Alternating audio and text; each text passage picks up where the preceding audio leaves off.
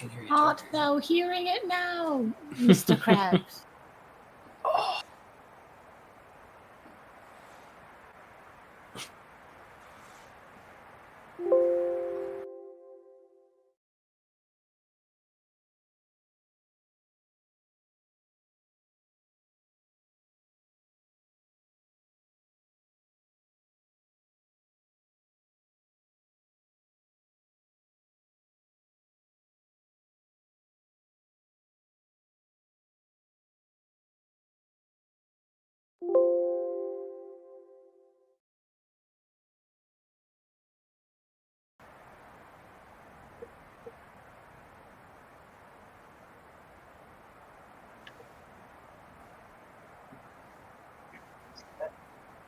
Where you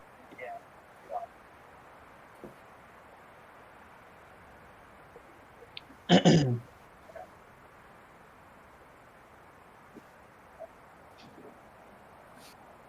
I'm feeling it now, Mr. Krabs. Can you hear me?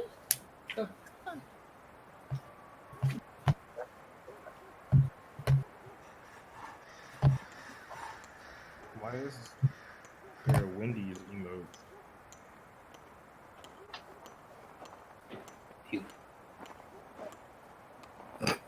They absolutely did.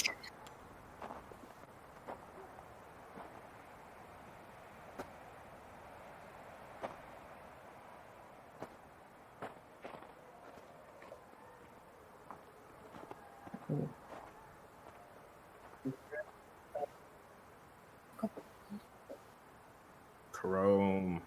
Good. Don't know who you are, but I love you.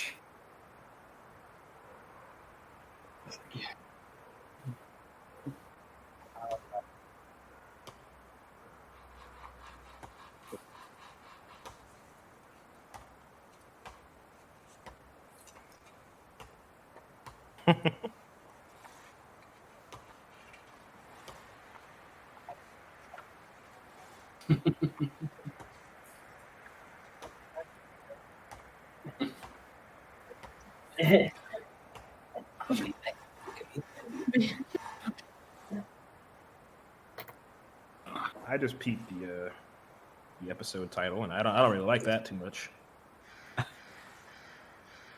What's the episode title? I didn't even look. Oh, we gotta mute your mic. That doesn't look good. It was promising at all. It's not been a problem yet, but I guess it could be. Character.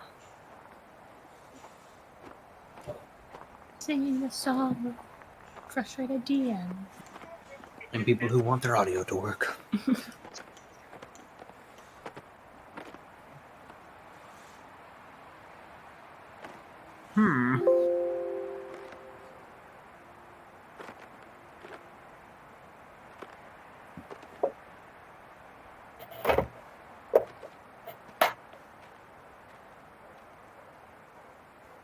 Source. Bam. Bam. Now, can you hear me? I've tried everything I know, and it's not a whole lot.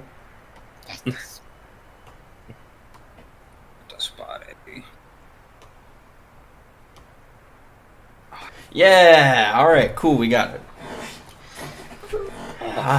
Use my old dipstick there. Big brain, baby. Big brain, baby! We got it! Yes, sir! Alright, can we do a quick sound check, guys? We'll just go Miro, Willow, Cinder, Thuban, Aurelius, just to double check. I was just gonna start yelling. Fair enough. Can you hear us? Hello. We're on the same mic, so It should still pick up, yeah.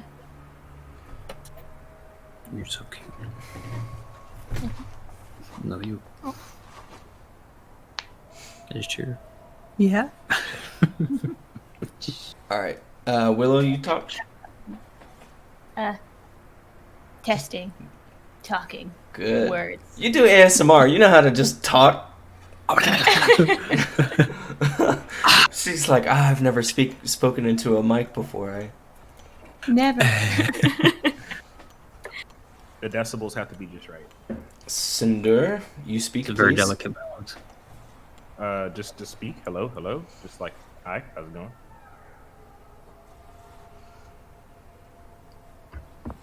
Hey, yo, what's good? This is Hey. boy Cinder. Hey, what's up with it? What's up? Edwin will be playing for me tonight. Ah, yes. Thuban? Yes, sir. Cinder, you're a little low. Are you? Hey, make sure when you guys are talking, you're talking about where you're gonna be to the mic the entire time. So that'll be more important for you, Cliff. Since So everyone we're else under. has like headsets. You're a little under right now, Cliff is under or me? Cliff. Okay. All right, no, that was a joke. Over, under, like understood. I'm fixing it. Well, speak up. Say what's your chest. Oh no. Just on Discord. And then let's get Thuban to talk. Can you hear me? How are my levels? Am I good?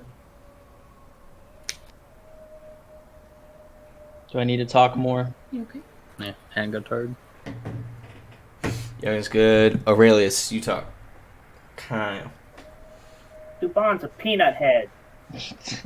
You sound like you're gonna be quiet. I need to up my volume. I'm joining on Discord. Should be fun. Okay. Bring it up just a touch. Okie dokie. When you finish, circle back around to me. I just did some editing to see if it's good. Okay. How's this? That sounds fine to me. Dubon. Okay, yeah, looks I'm like we're good. I probably should. Cinder, talk real quick. Hey, yo, what's good, baby? It's your boy Cinder. All right, Cinder, never coming talk to you again. from. Okay. All right. Okay. Now that we have audio check all good, I'm sorry that we spent the first 10 minutes doing it, or first 12 minutes doing this, but you know, it's been a minute since we've played, so just have to make sure everything is all good to go. Welcome to our 4th episode of Visilat / Weird Ones. Super excited to have you guys here with us tonight. We got a good one, kind of the grand reopening of our campaign in a way. With that, we are super close. This is kind of an exciting thing. We're super close to being Twitch affiliates. We just have to do like a few more streams the next like few days and stream for like 4 hours, which we do every time we stream, so not a big deal. But yeah, we're gonna reach Twitch affiliate status here pretty soon, which is pretty awesome. So thank you everyone who watches this now, you know, with us during the stream or afterwards on YouTube or in the VOD, for supporting us. Means a lot. It's really thank you for that. With that, we are gonna go around and just real quick introduce ourselves, just brief introduction on who we are and who we're playing, and then we will get into the character introductions real quick that we have worked on for you guys. First, we have Miro. Hey, I'm Ryan. Sergeant in the Army, active duty. I don't know, amateur writer, voice actor, general creative person. I have Instagram and Twitch at Poison Rivy, where I sometimes show Warhammer minis and other things. That's pretty much it. All right, Willow. Hello, I'm Claire. Oh, I'm married to this one. Married, yep, to this guy. This is our dog, Edwin. Eddie for The short. real reason you're here. And then I'm a student I have a ASMR YouTube channel that I just started. Only 2 videos up, but hopefully more soon. Just moved, so it's kind of thrown a wrench into things. But yeah. Next we have Cinder. Hey guys, it's Cliff, aka Cinder. I am your typical multi-class wizard druid, and Cliff is a writer, comic writer, screenwriter, based in Charleston, South Carolina, right now. Yeah. All right, next Thuban. Dubon, Dakota here. I actually just got out of the army a couple days ago. I got my DD 214, so I'm a free man again. I'm currently in Maryland, but I'll be heading back home to South Carolina probably the end of this month to start a new chapter in my life. So, yeah. Aurelius. Yeet. Is it me? Yeah. I'm Kyle. I'm a Marine Corps veteran, and I'm playing Aurelius, a 13-year-old, fun-loving warlock. And I'm Sam, and I'm your DM, and we are going to have a great night tonight. Just a little side note, I'm going to have a great night. We'll see if they have a good night. But just a small side note, it's a little difficult just because of the nature of D&D to interact with chat while we're playing. So we have mods who are going to interact with you guys while we're playing, and then during breaks it'll be easier for us to interact. So don't get frustrated, stick with us. We do see what you guys are saying. It's just hard to, not break the flow of something to interact. But with that, we're going to play our character introductions for you guys, and then we'll get into it. All right.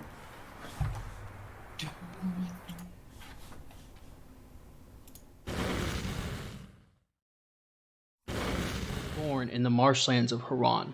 He was a large hatchling for his age, with golden scales and a purple birthmark upon his face.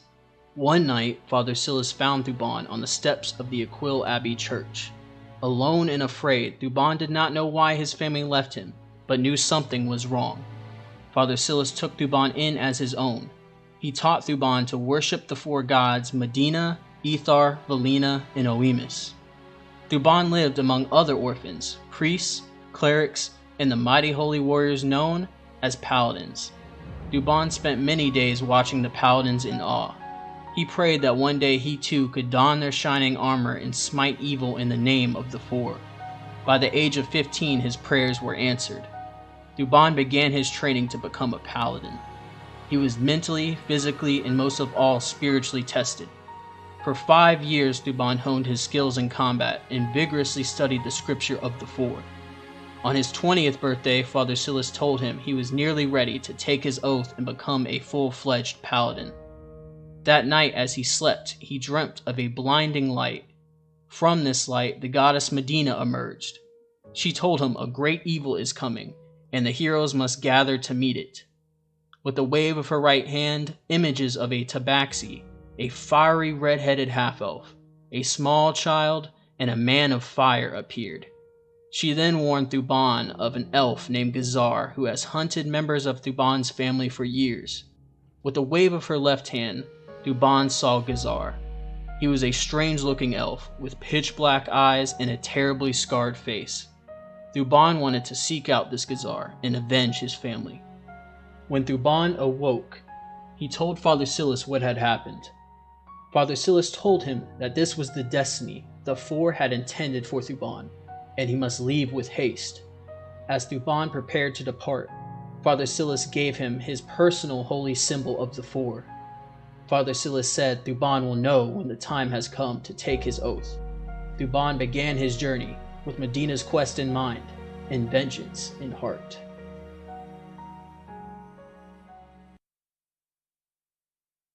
My name is Aurelius Skullcrusher, and I'm almost 13.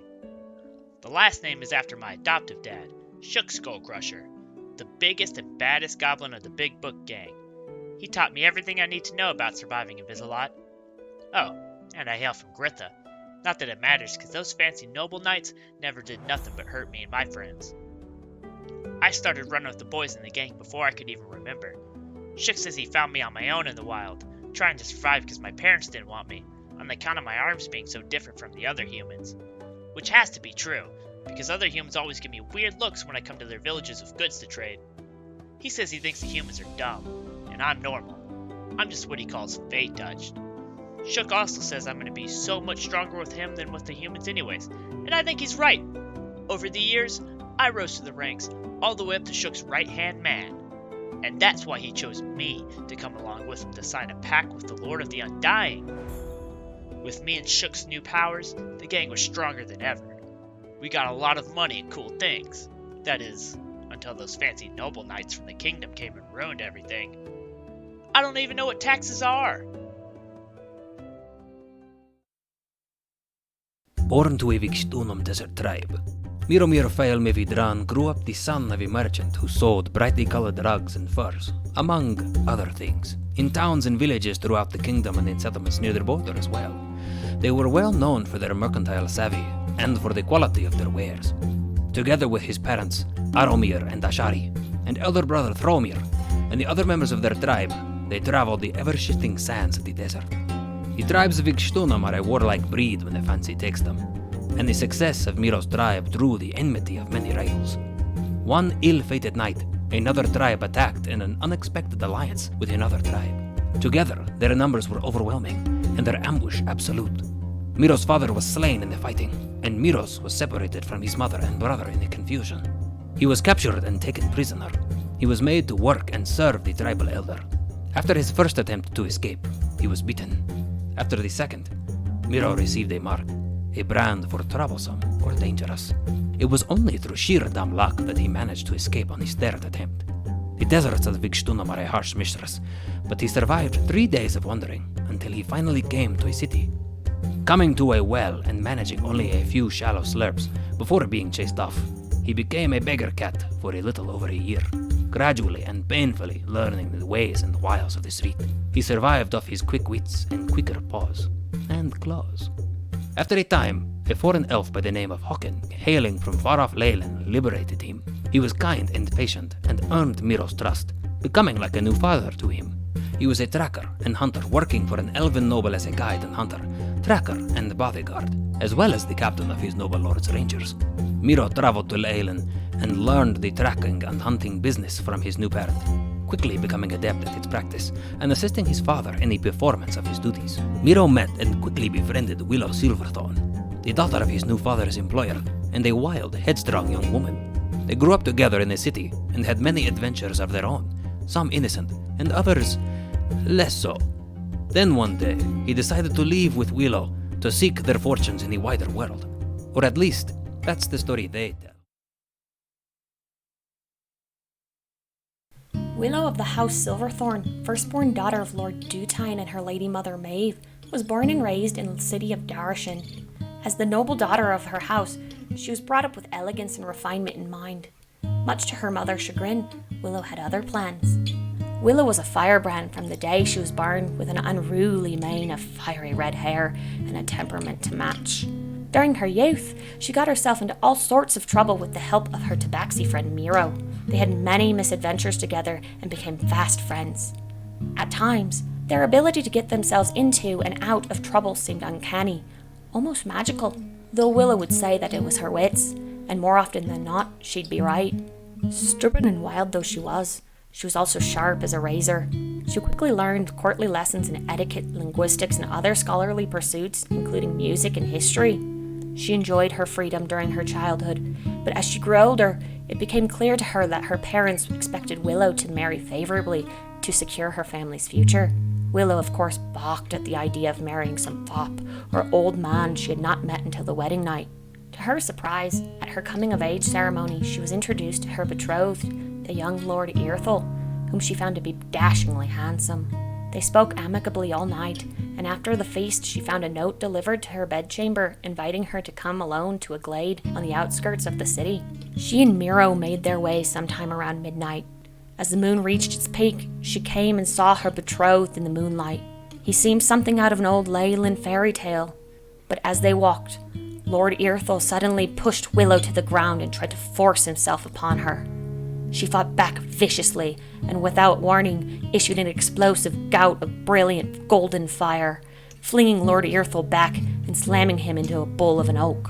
Unable to control this unbidden surge of magic, she also burned herself badly on the neck.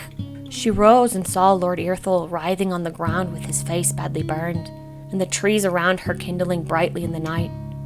She had never felt so afraid, and ran back to the city with Miro realizing she had to leave to save her family from what she'd done. In the dead of night, she and Miro quickly gathered what supplies they could and made their escape onward into the wild.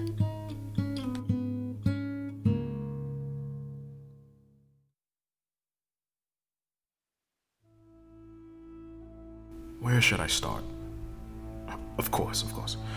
I am Cinder, a fire genasi, touched by the wildfire flames. I hail from the kingdom of Eularia, where my mother, bless her, would raise me unto her peaceful yet precarious passing. You see, in the years following, I would see no shortage of adventure. Let's see, I spent some time with the freemen, who were not shy with their knowledge, nor their hospitality, nor their ale. And after running into my ex, I mean some rather interesting individuals. Okay, let's just skip that part. And now I find myself in the debt of the Mages Guild. Well, now this is just depressing. A genasi, blessed or cursed by powers thought long gone, connived into joining the Mages Guild of all places, just as magic seemingly returns to the realm.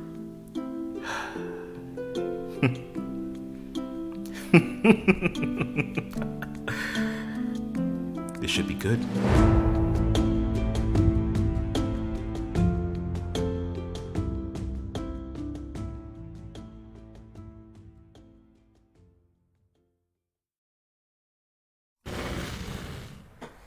Okay, welcome back.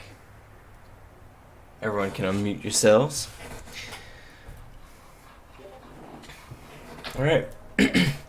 So, you guys, last we left off, were finding yourselves in a bathhouse with two Loxodons who were, bathing you essentially in a nice little hot spring, essentially.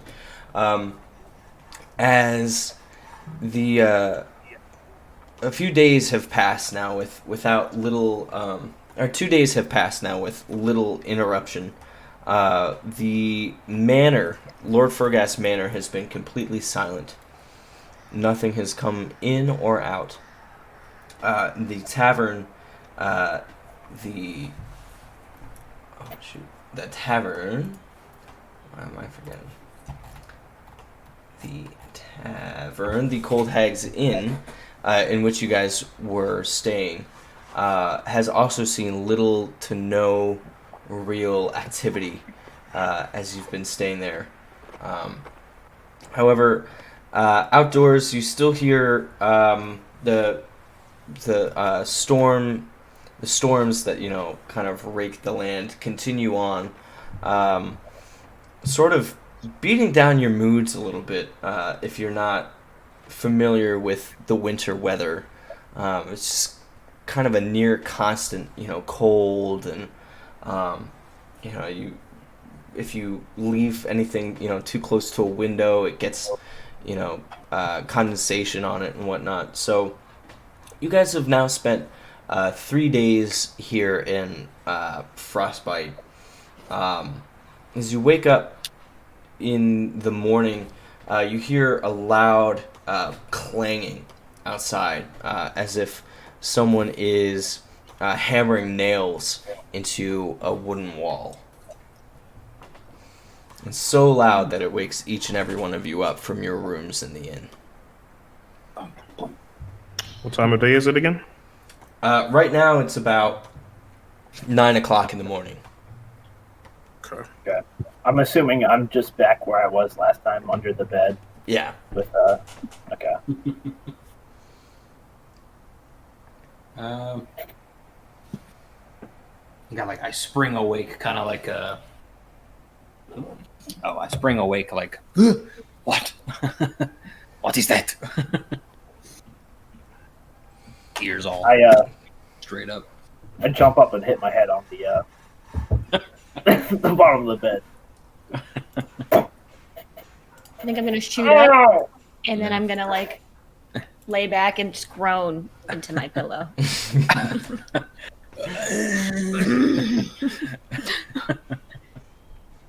Yeah.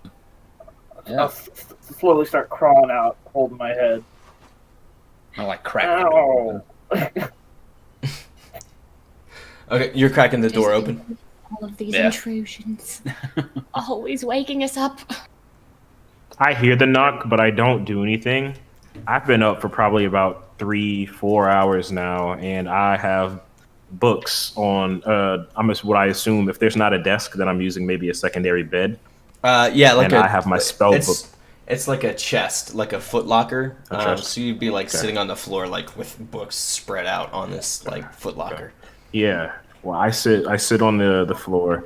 I have some of that hay that got from underneath the mattress. There's a cushion, and the hay is starting to kind of smoke just from me sitting on it over a long period of time.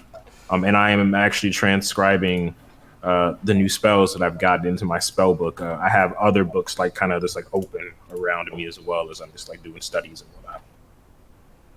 Okay. Okay. I'm gonna get out of bed and then go through my routine of saying my morning prayers, stuff like that. Get my armor on, my shield, my flail, my pack ready. Okay. Thuban, as you were sleeping last night, you had a dream. A dream similar to the one that you had when the gods told you that you need to go on this journey. And instead, in this one, it was kind of shimmering lights all around you. As the gates of the four, each of their symbols kind of etched onto this gate, open wide, revealing this council chamber almost, this table, and 4 seats around the table. As you walk in, a 5th seat kind of appears, kind of from smoke almost, just billowing up.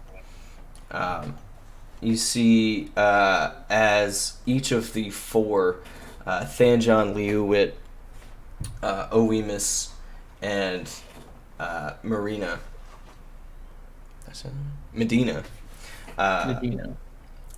Are oh wait, I said Liuwit. Holy crap. I'm messing with my own word. What have I done? One of the heroes. What have I done? Yeah, Medina, Ethar, Valina, and Oemus sit around the table, each kind of holding something that is dear to them. Medina holding a book, Ethar holding one of the flowers that you had seen in Lord Fergast's castle.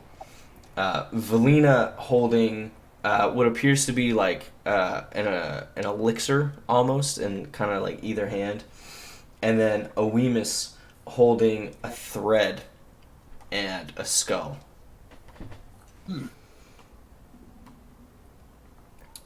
As you walk in, this 5th seat kind of pops up. You see a disfigured form, bald and looks like lava charred on the back. Sort of droops into this seat, and you see molten lava kind of drip off the sides of his cloak as it starts to build in a puddle around. so much so that it starts pooling out to where you were standing on the outside of the gate. And then suddenly the figure drops, and his entire form turns into lava that kind of gushes out and drops onto each of the gods as they begin screaming and yelling. And just as Medina melts into essentially a puddle, the dream fades and snaps back to the four standing all around you. You're kneeling, and Medina holds a book before you. Ethar holds a flower and places the flower inside the book where the ridge or where the spine is at. Valina takes a potion, or takes an elixir, and Awemus takes the thread and drapes it kind of like a bookmark over the spine and holds the skull in his hand. Valina, all of them in a unison voice, one that I can't make happen here, they ask you, are you prepared? Will you take your oath? I kneel to them with the symbol of the four across my chest, and I say, yes, I am. So, and what is your oath to? My oath is first to the gods, to the four, to my comrades and my family, and to everything you hold dear, to destroy evil and to protect the weak.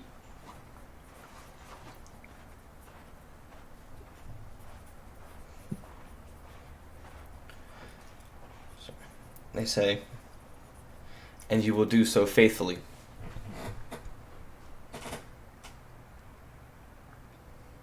Thank you.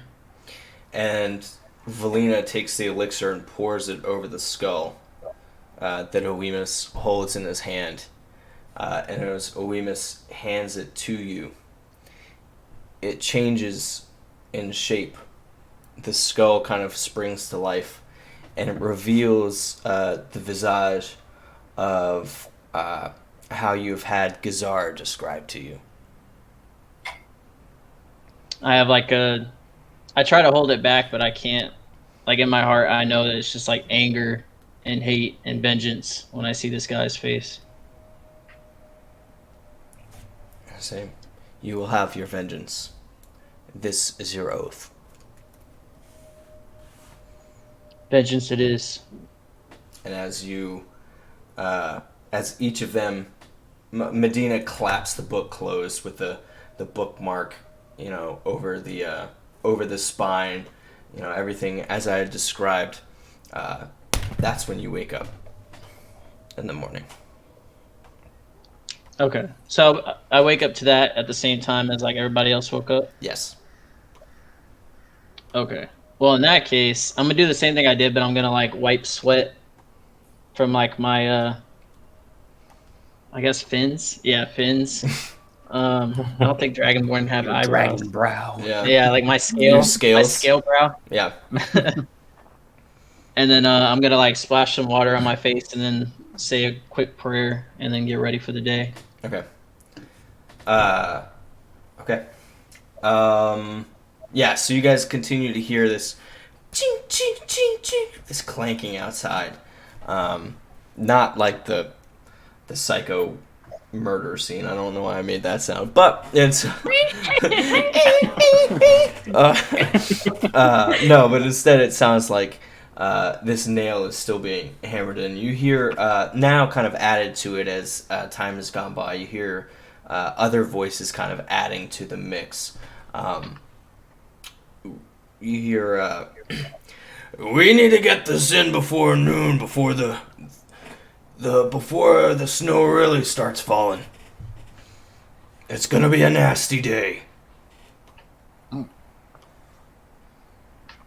Board them all up. I want the whole town prepared for this storm. Or are they like boarding up the windows and things? Yeah. Okay. Well, sounds like it. Yeah. Huh. I'm gonna look back inside and look at Willow and be like, I think I'm going to go downstairs and ask what this is all about. Do you want me to come with? Only if you want. I don't want.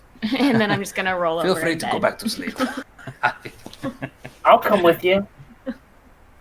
Yes, come on, boy. Okay. How's your head? It's okay. I'm fine. Good. You're gonna I like feel his forehead for like A lump. bruising. Yeah. Yeah, the pretty much the entire day before this, after the bathhouse,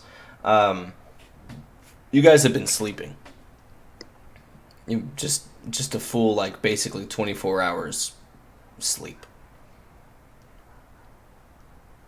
Yeah. I'm gonna continue. I hear to the do commotion that. outside. Okay.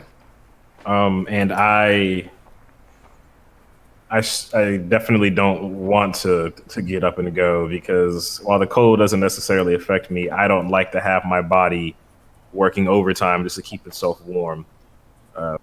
I actually have like an inkwell, but instead of ink, it's like a concoction with lemon juice as the main component because I write my spells so that way they're not able to be read by others. I take the inkwell and I down it like a straight shot of just like lemon juice. And I kind of just, and then I close up my books and I start to get, well, I had my like trousers on, but I get fully dressed and I step out of the door. Do I hear him leave as well? Yeah, make me a perception check real quick. Okay.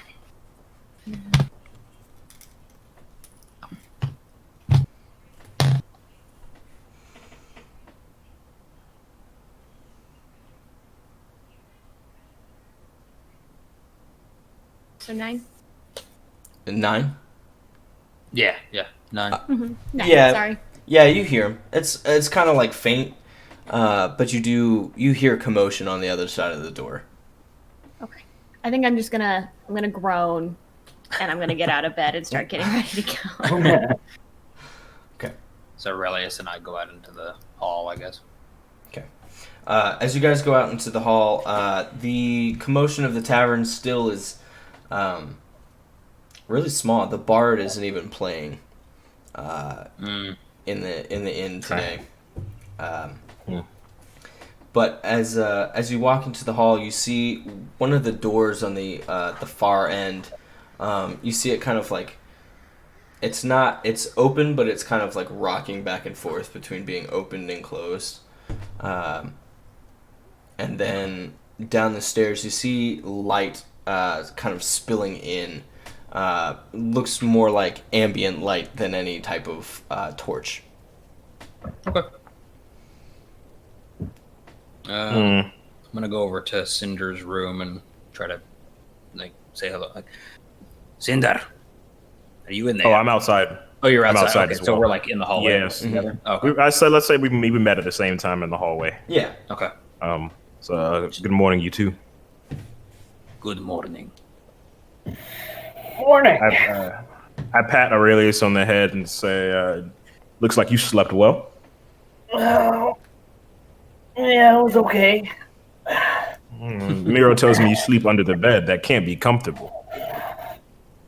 Comfortable for me. That's fair. Are the others awake? Willow is tired. I'm gonna run over to Thuban's door and start knocking. As I'm I can.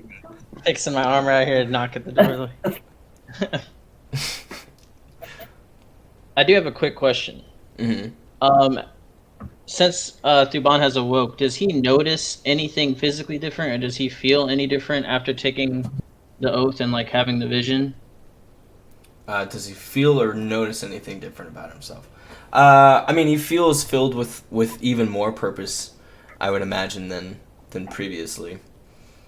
Okay. Now that he has officially taken his oath of vengeance as a paladin. Okay. Oh yeah, the other thing, guys, for our viewers is that we're level 3 now. So, Hooray! Level 3. Doesn't mean Sorry. much for us multi-classed folks, but Nope. Not at all. I'm gonna go open the door. Okay. I'm just look down. Oh, it really is. what's the height difference? Is it like 3 or 4 feet? So you're up? Five. Are you ready? You I look am, ready. child. All right, let's get going. We got things to do. What Lead on. exactly do we have to do? Well, there was that house I saw last night, and that thing that. You know what I'm talking about, Miro? The house and the cube, or the sludge monster thing. I don't know what it's called. We've decided to go back for the cube. I Not missed this necessarily, in it's just our a team option. meeting. Am I in the hallway? That's You did take my boomerang. No, I got out. Oh, We can get you another boomerang without. That was a special boomerang. Why would you throw your special boomerang? Don't you have decoy boomerangs anywhere? They usually come back. Well, maybe it will. we've got to get. I this head down the boomerang stairs. back. Okay. Am I out for of the some room, or am I still just gathering all my stuff? You were gathering your stuff. Okay. Yeah. So I imagine as Cinder starts walking past your door, you probably are like all dressed and ready to go.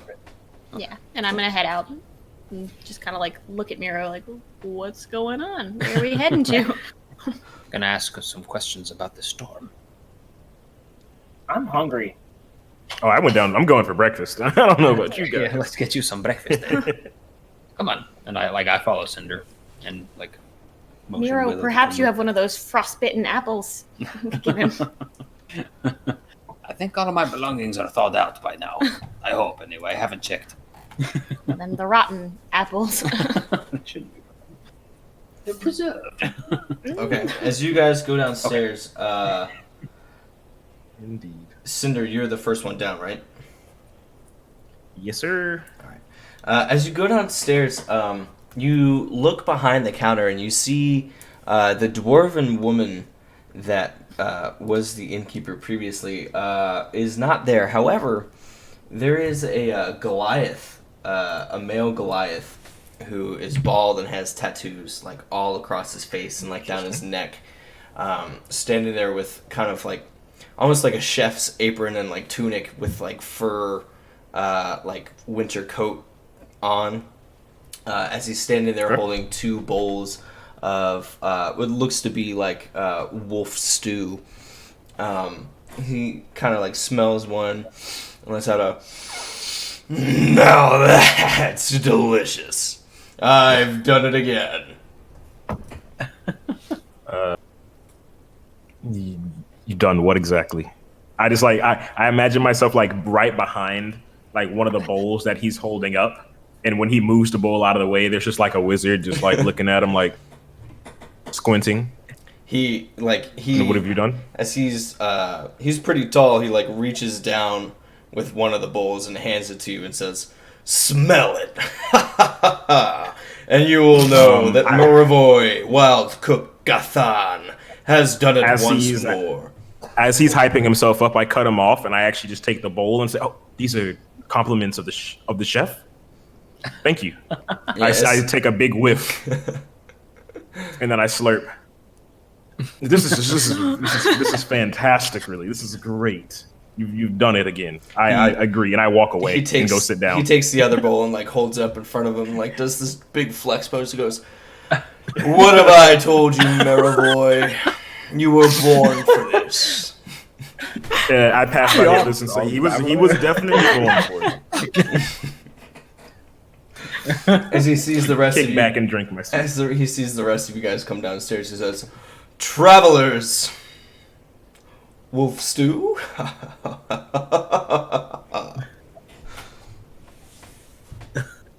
Okay. What's in it? Yeah. Miro's like, no thanks. Aurelius, make an acrobatics check. Oh. I forgot the dice. All right. Let's go, baby. First roll, baby.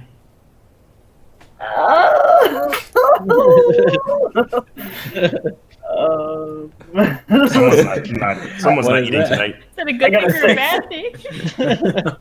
6. Oh, man. 6. Okay. Solid. As he stands here like this and looks at you guys and says, "More travelers!"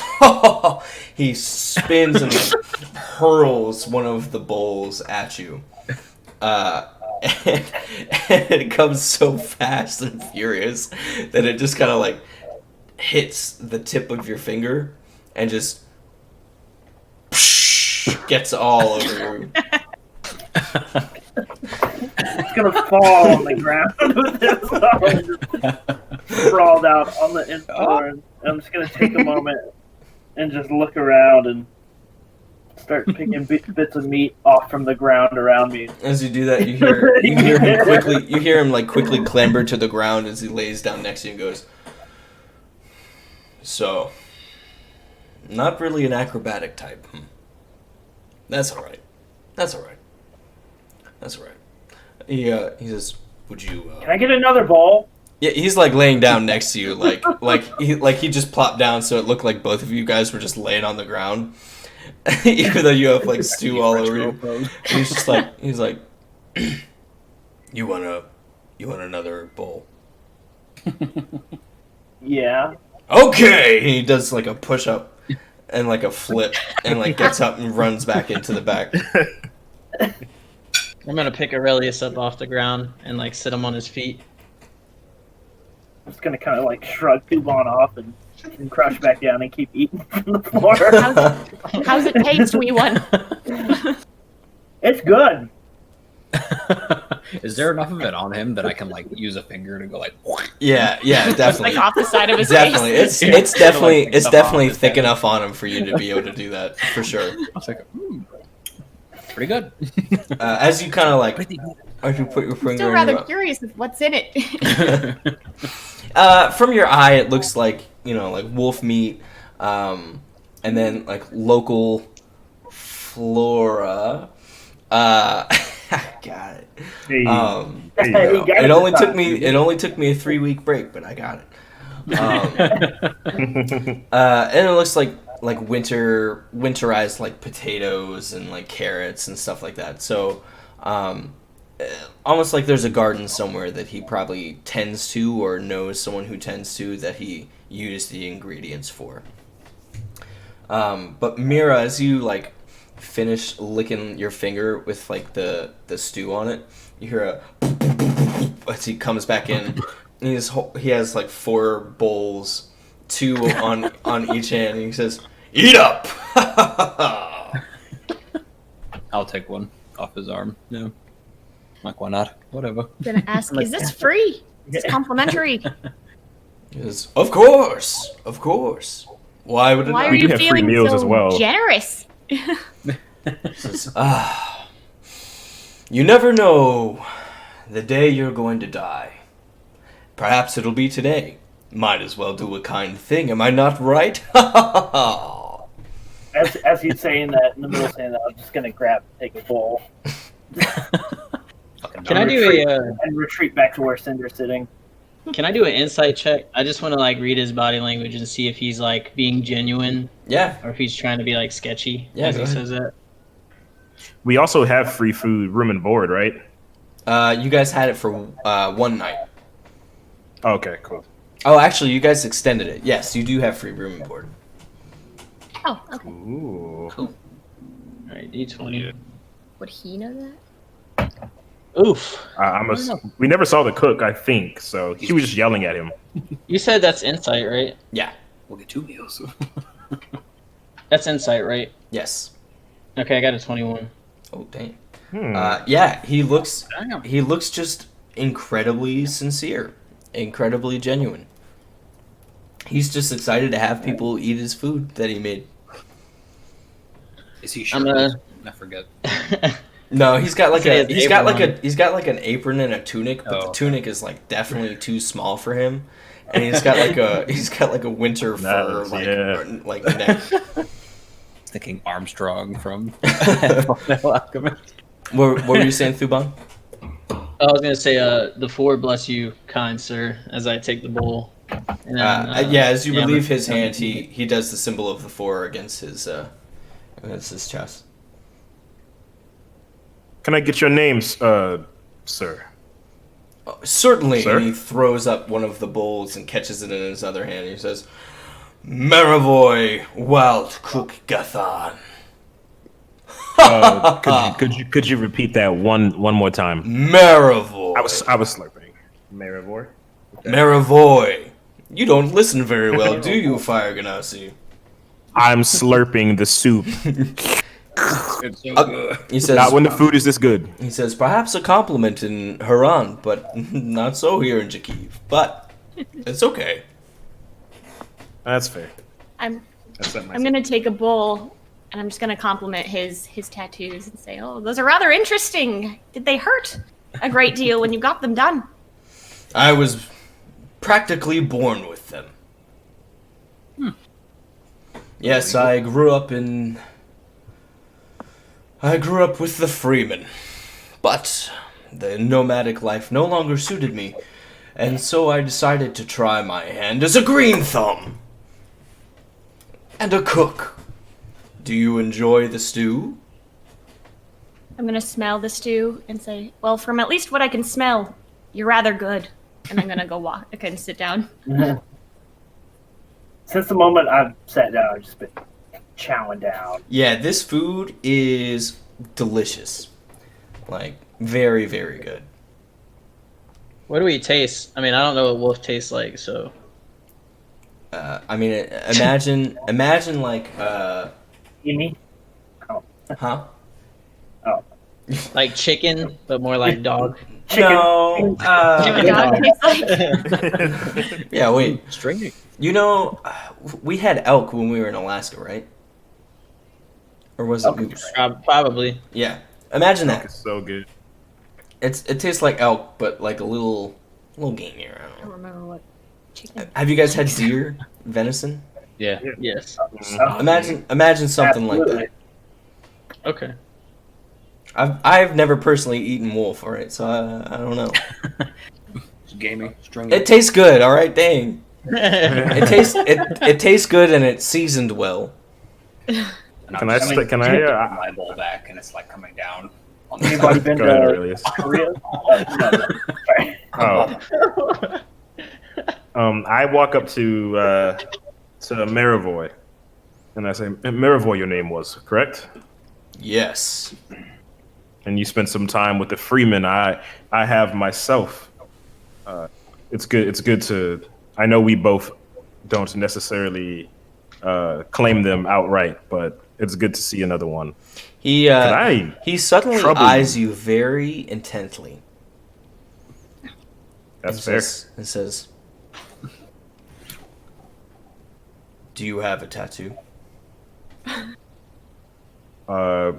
I kind of just like lift up my bandana just a little bit extra and show him the scar that I have on my eye, going down to like the bottom of my eyelid, and say it's not necessarily a tattoo, but it is a scar that I got while I was with the Freeman.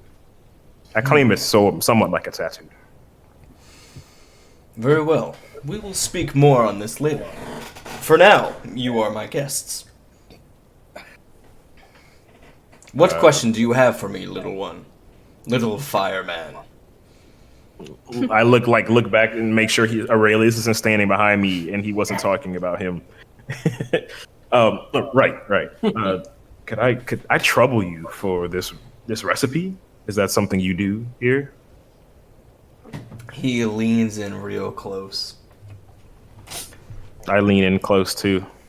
He leans in. He continues to lean in close, like so much so. You guys are playing a game of chicken now. He leans Absolutely. I touch my nose to his. He takes his forehead. He takes his forehead and like presses it onto yours, like looking down into your eyes, and he says, "Wolf." Give him a kiss. And then he moves away. That makes a lot of sense. I take another bowl and I go sit back down. Why didn't I think of that? Come on, wolf stew. Genius. Hey, how much is in there? So, you travelers, you've been here for a few days, correct? Yes. Excellent, excellent. And what do you think of our frostbitten town? The food's good.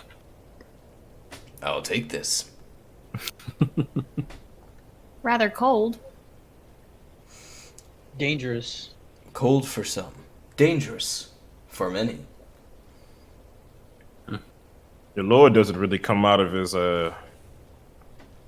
manor too often, does he? It seems. The Lord Fergus has not been seen in a night, a day. That's quite a long time for the lord of an entire town, city or town. I'm not sure how large this is. Qualifies. It's just a town. The town. A lord of a town to not be seen by his subjects. Yes, I heard he was taking a trip somewhere, or he was seen in the night a few nights ago. Well, I hope we see him soon. And I go back to slurping my soup. I was just trying to get a little a feel for what was going on, what people were talking about. Yes, tonight could be quite the night. Our historian of our little town has decreed that tonight be, well, quite a painful one. And so, we drink stew and we be merry, for tonight might be the night we all die. I looked at Thuban. I like trying to get eye contact with Thuban. As he says that, I'm just going to turn around. Why do you keep saying? Why do you keep saying die? What is so special about this night? You see, our historian read the stars last night. And in the night, the stars spoke to him, and they said, Knowles. The Knowles will be out tonight. Along... Have you heard tales of Knoll ingenuity and savagery and viciousness? Well, they plagued our lands in these mountains. In the frost peaks of Garul and in Jakiv, they prey upon the weak. And although we have plenty of adventurers here, called in by Lord Fergast,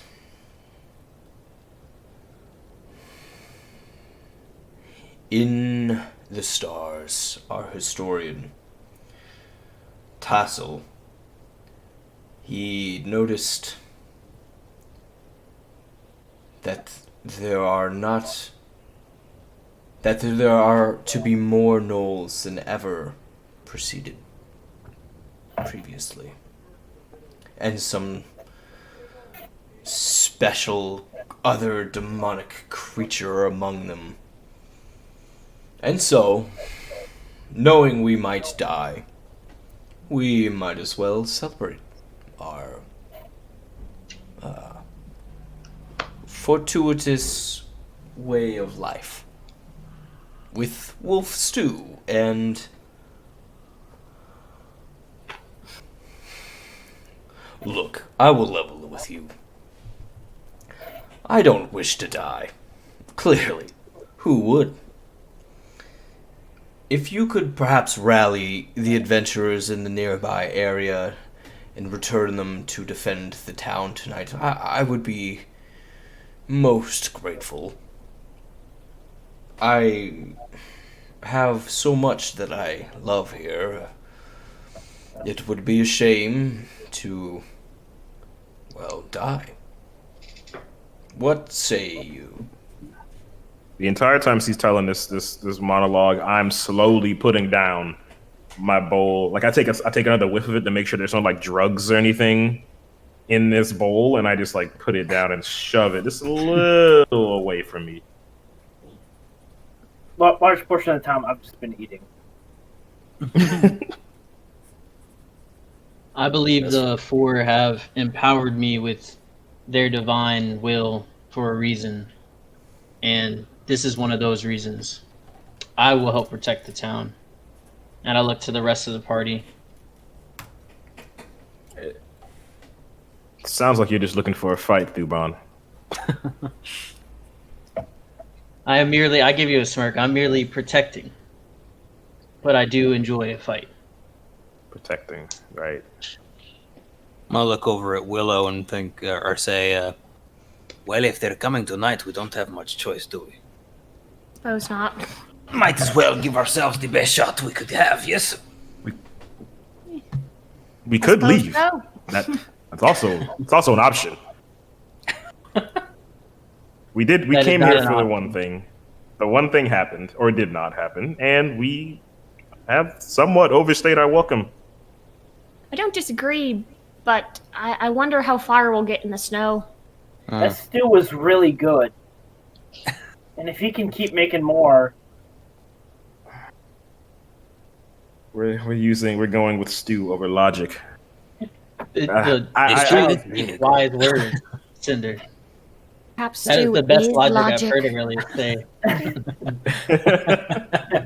Good stew. I'll write that one down, Aurelius, for sure. Well, I'd rather not travel in a blizzard by myself, so it seems as though I'm outnumbered. Merovai. Guess we're fighting gnolls. Do you live here? Do you Yes, work here? of course. Of course. I've Perhaps lived we here could- for quite some time. In exchange for our services, perhaps you could travel with us and cook for us on the road. He takes a moment. He says, pick up my way of nomadic living once more. Well, we might go to many new places. You might find many new ingredients, new recipes. A way to relive the glory days, yeah? Yeah, make your name known throughout the kingdom. Ingredients, new recipes, things to try. Of course. He turns around for a second. You hear him. He's trying to speak to himself. And he says, "Calm down, Maravoy. You don't know if they'll live through the night." He turns back around and says, "We will see." Well, keep it in mind. We will go. I'm with Thuban. And That means I am too. You don't have to, but what business will you travelers be taking care of today? I've heard there are two groups of adventurers out past the town limits. Will you start there, or... Tell me How far something. out?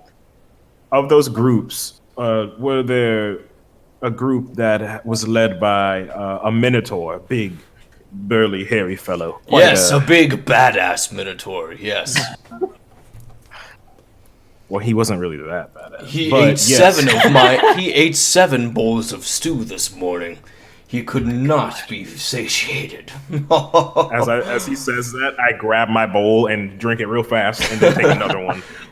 He says, they also offered me an opportunity to travel with them should we live through the night.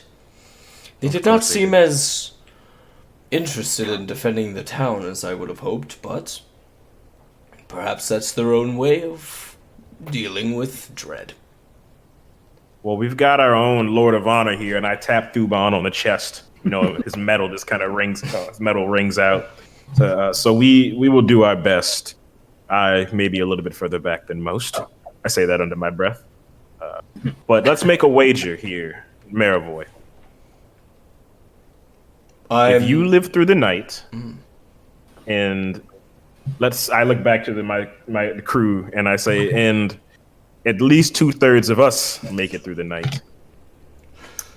You don't necessarily have to come with us, but you have to give me your full wolf stew recipe. Not just the wolf part. A deal I can accept. Only a fool would not take that. Well, perhaps, however, what do I get if... No, that sounds wrong. What do I get if 2/3 of you die? You know Well, what? you get to live, I hope. Yes, let's not worry about deals and whatnot. If you survive the night, I will give you the recipe. It seems so morbid to just assume some of you will die. Almost like you're rooting for it. Agreed. Shall we find Carthor and Bryce and the... What was the centaur woman's name? I'm not sure I caught that. Well, we'll Thuban go would find know. them. See if they'll help us. I can't remember, but Thuban would know. I have to check the notes. Sorry, don't have the spell book open, but we'll pass that. Perhaps they will join us. If we can be convincing, anyway. Do you know which direction and how far out they left outside of the city limits? Yes, I know at least the direction they've gone. You know the one... Yes. Oh. Tilstein. You know the direction in which the path from the frozen meadows makes its way to the Frost Peaks, to this town. If you go down that path, there's a split. The last I heard from the scouts, they were at that split deciding which direction they should go. Perhaps we can catch them before they leave.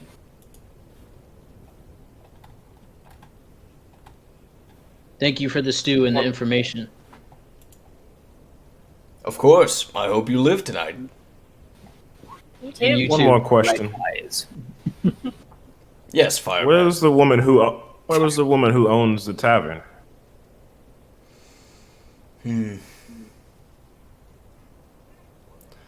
Unfortunately, she was found this morning, tossed over the side of the peak on the bottom, on the surface of the frozen river,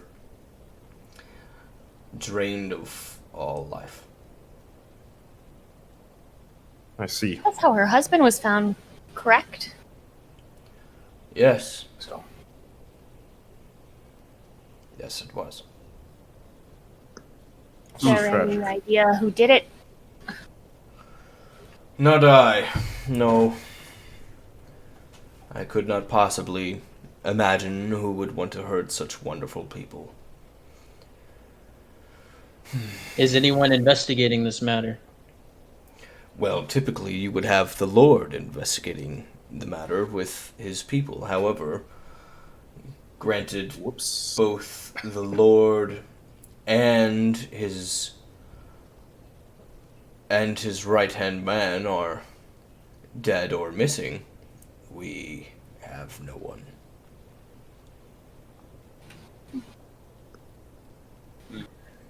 The town must not become lawless. shall we shoulder this burden as well? Perhaps no we one should else try to will. get through this night first. Let's see about living through, yes. Then we'll look for the perpetrator of this crime. Sounds like a plan. So whose tavern is this now, then? Well, considering I've always been the cook of this tavern, I would assume that the responsibility falls to me. And so I have assumed said responsibility. So now you're the old hag, then, hey? It was a joke. Oh. He smacks his head on the table and says, "Yes, I am." I didn't think it was that funny, but thank you. He looks at you, Willow, for a second, and he says, "Excuse me, miss. On your neck." I'm gonna look down and quickly adjust my tunic to try to cover up everything. Mm-hmm. He says, What about my neck?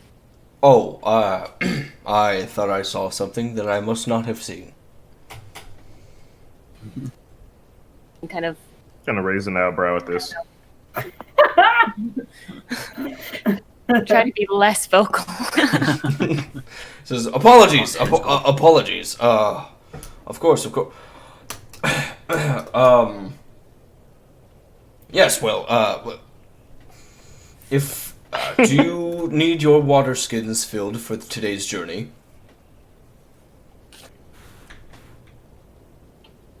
I don't know, do we? That would be much appreciated. Yes, of course. Please place them on the table before me. I do so. I do too. Yeah. Slap mine on there. Okay. He takes them and runs back into the storeroom behind him. You hear the sounds of water collecting in the water skins as he hums a little tune back there to himself. Not loud enough for you to hear, but loud enough. Not loud enough for you to know what he's saying, but loud enough that you know he's singing something to himself. As he comes back, he actually, each of you roll me a perception check. I was hoping you'd say that. 22. First roll of the night for me. 17 for Not me. too shabby. And a 10 for you. 10 for me. I got a 9. 9. Okay. Hold on. Did you say she was drained of all life or drained of all blood? Life. 5. Life. Probably the same thing. She did. Okay. As he comes back, you hear him kind of haphazardly singing to himself. With scales like Fae, oh, who are they that touch magic in its vein? Foreshadowing. Could you repeat that? Yeah. He says, with scales like Fae, oh, who are they that touch magic in its vein? Cool. Scales like Fae. Sounds like somebody I know. I ask him, what was over that my song you're singing from? He puts the water skins down. He says, what song? A chef of many secrets. I just kind of share my water skin and I sip from it. He says, all right, well. He looks very uncomfortable after kind of what happened before he went off with the water skins. He says, best be off, correct? Yes? Yes, quickly before Carthor and his group leave. Yes.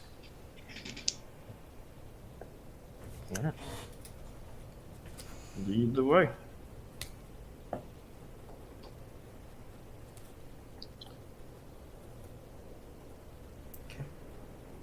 All right, where are you guys going? Oh, actually, Who's leading? Follow. 1 second. We have reached our hour. We're going to take a quick 10-minute break, and we will be right back at 8:30. I almost pressed end stream, which would not have been it. So yeah, we'll be right back.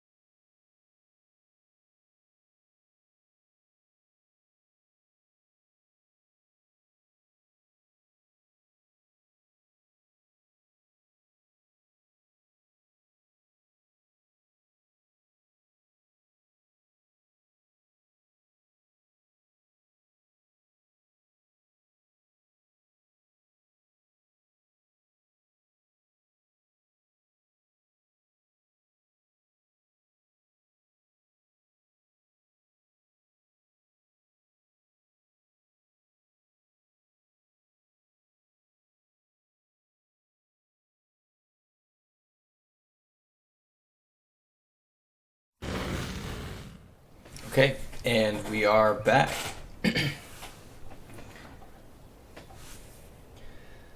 So, as we left off, our group is, you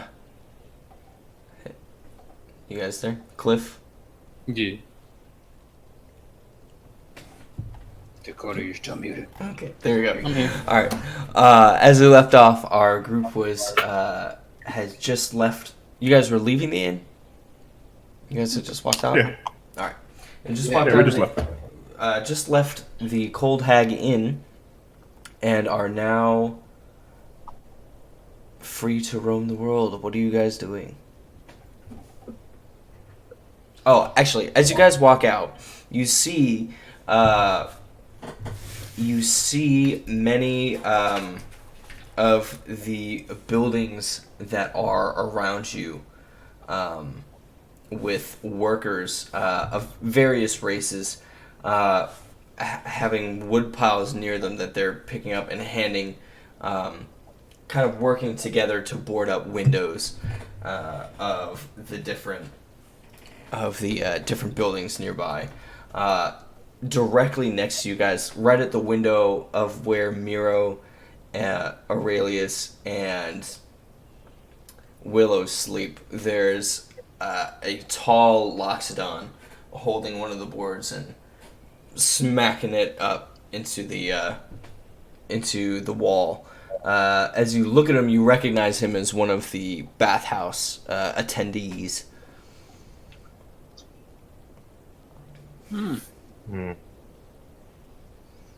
I look around. Do I see a shop that may have potions? I'm not sure what the type of shop would be called, but something that would have potions of the sort. Like an alchemical shop? Yes. Just by looking, no. I walk up to someone who isn't actively boarding up things. Someone who may be idling. There's a foreman, a tiefling foreman standing there with wild hair. That he has like a scarf, like full winter, winter gear on. As he stands there, kind of commanding everybody around to board up windows and doors and whatnot. As he turns around, he says, "Don't let those boards fall, or it'll be a rough night for them. You, over there. I walk up to him. Make sure that the hut down the road is boarded up as well. We don't want to get our stockpile taken." Have you? And he turns lastly to a dwarf and says, "Hammett, have you spoken with the blacksmith yet? We're running out of nails." Hammett looks at him and says, "Yes, I've spoken with him. He's getting us nails momentarily." He says, "Then head off, rush him. We need to get this done before it starts storming more. The gnolls are not going to just watch as we board these windows up. If they see us, if they hear us, we are all dead. Do you understand this, Hammett?" And Hammett looks at him and says, "Aye, boss, yes." And he turns around and starts running away. I walk up to him. Say, good morning. Seems your town has a bit of a gnoll problem. And don't I know it? Huh. You cut out just a little bit there. Sorry. He says, "And don't I know it?" Okay. Yeah. Okay. Then the laugh was definitely warranted. It's kind of half-hearted. As he says it, he's like, "Oh." Yeah. Feel bad about that one, buddy. Me and my compatriots, we are looking to rendezvous with other warriors and such who look to get rid of the gnoll problem for you, hopefully outright. But before we do that, we should likely prepare ourselves for the fight. Could you direct me to an alchemic shop? The nearest one, please. An alchemical shop. Yes. Jesper. And he points at a small He points at a small elf. It kind of like wags him towards him. The elf looks to be like pretty young. He says, Jesper, can you show these fine folk the alchemical shop? I don't have time. You see what we're doing, and he starts like getting stressed, and Jesper says, yes, boss, of course. Yes, I'll show him. I'd love to show him. Hey, you lot, you want to come with me? That's fine. I look back at, is anyone, I don't want to derail anyone before we rendezvous. If anyone needs to come with me, feel free to. I hear there's a blacksmith now, Kuban, that may be up your alley. Does anyone need me to fetch them anything if I'm able? I don't think so. I'll accompany you, Cinder. You're pretty warm. So the three of us then. All right, yeah, Should of course. be. I'd love to take you. Mira, where will we meet when we finish here? Is this the town center, basically? Yeah, it's kind of like right outside. Not right outside the inn, but a little bit more in. So yeah, it's about the town center. We'll meet back here as soon as hopefully we can catch Carthor and convince them to help us. If not, we will meet you back here, just us. Very well. If it would do you one better for the sake of time, would it be we're meeting along the river to go towards the direction of the party, right? We have to follow the river again I think so. to meet with the party who is going to be fighting the gnolls. I you can't hear asking- you, Brooks. Are you asking me? Yeah. Yeah, I'm asking you. Yeah. Oh, ask someone else. Ask one of your party members in game. Oh. Okay. Did anyone know where we'd be traveling? I think that's the case. This is- Wait, this is Cinder Dakota has asking. a question. I think what he's saying is the river along the same way as the path that we took to get into the town? Yeah, that's what the direction he gave you. That's Okay. how you guys Okay, came cool. up here. Okay. All right. Well, let's meet along the river then, the same way we did the day before. Sure. That works for me. All right. Let's do that. Okay. All right. Well, let's. I look back to Jesper and say, "Well, lead the way, little one." Yeah, of course. He starts. He kind of like starts strutting off, and he like kicks his feet up in the snow. He walks down. He kind of he starts like spewing exposition to you, like, name's Jesper. I've lived in Jakiv all my life, and who are you? You've got nice fancy robes. You look like you're from the Mage's Circle, right? You're from the Mage's Circle. No, you don't have to say anything. I've seen it. I see the amulet. I've seen it. It's okay. It's okay. You're kind of cute in that robe. But anyways. Yes. So as we forge ahead here, here you see the creepy abandoned house. Don't go in there. Super creepy. But just past the abandoned house is where the blacksmith is. He is a lovely fella. One time I asked him for nails, and he told me to get out before he beats my ass. So it's kind of give and take. But also, in the alchemical shop we have. And listen, here's the thing. He's very particular about this. Okay, he wants you to call him. He's a drow, but do not even react to it, okay? Because I spent a long time befriending him, and then one time someone came up, an adventurer, they came up and they called him a drow. A drow? But anyways, it's fine. It's fine. He's quite nice. His name is Krenst. And he's an alchemist. Or a botanist. Alchemist, I think that sounds cooler. And as he says that, he walks up and he says, "Don't you think it's quite weird that we don't have any signs outside our shop? The only one that's outside the Cold Hag's Inn, and that one always hangs on one hinge." By this entire conversation, I've slowly been retreating and pushing Aurelius forward to the front. He looks down at Aurelia and says, "Oh, you shrank, but yes, don't you think it's weird?" Yeah. Okay, great. Alright, well, here we are. Krenst's Crazatorium. Just a little laugh I like to have with Krenst. So we're here, and and he knocks on the door. There are people like outside starting to board up the windows, but not the door yet.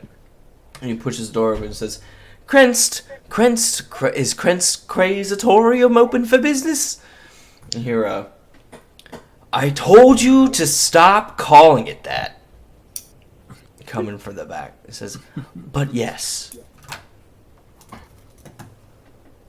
I take out my coin purse, one of multiple that I have, just like distributing my coin, and I hand Jesper 5 copper pieces, and say thank you for the guidance, little one. Of course. Happy to help. And then he starts running away, and as he does, you hear like him, like not picking his feet up as he runs away. He's like sliding across the ground, snow like popping up in front of him. So we're outside of his building, right? Yeah. Yeah, inside. So he pushed the door open. You see like a fire on the inside. It looks pretty warm indoors. But you do see lots of leaves and various fauna and flora like hanging up on the walls around with mortar and pestles like kind of littered around the room as well.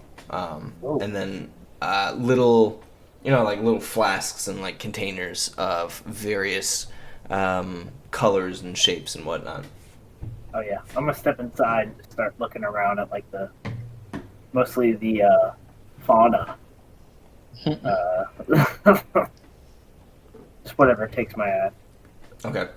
There's like a bunch of rabbits, like a few foxes, like small game. But then there are like trophies like wolf's heads. You see one wolf head where one of the eyes is normal and the other eye is like pure red, like a gem almost.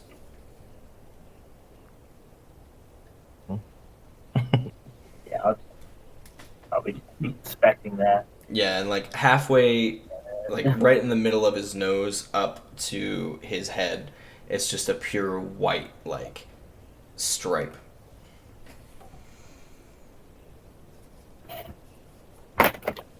I grab, like, I kind of walk up behind Aurelius and just put my hands on his shoulders and say, let's try not to have any sticky fingers while we're in here. Yeah. What? My hands aren't sticky. Not yet, they aren't.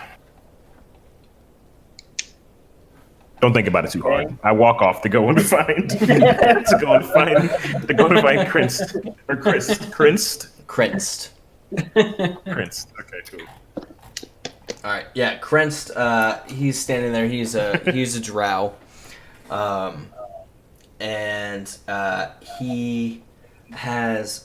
You really can't tell. Like he kind of has his whole face covered in like scarves and like a Bedouin type scarf, but with fur lining it. And as he turns towards you, you see in his hands he has like a mortar and pestle that he's currently like working at, and he says, "Yes, hi. How can I help you?" Yes, I'm just. It seems your shop has more than I assumed, but just for starters, I would like a few health potions. Depending on the price, if you have any in stock.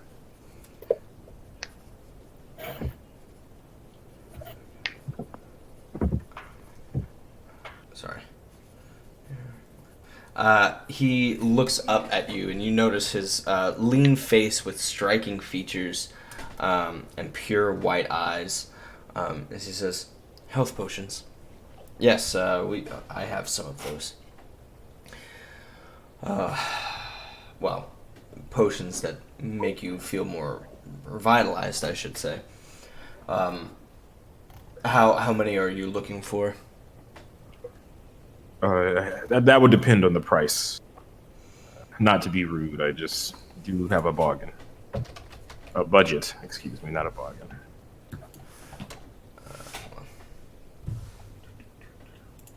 I'm broke, man, okay? He says, yes, let me check in the back real quick. And as he turns and starts walking to the back, you see kind of a glow. It's like a tarp covering an archway. And as he pulls it back, you see like glows of different colors kind of like shining onto the tarp. And also like on the scarf that he has that kind of drapes down, you see this symbol of the Mages Guild on like the very end of the scarf. He walks into the back.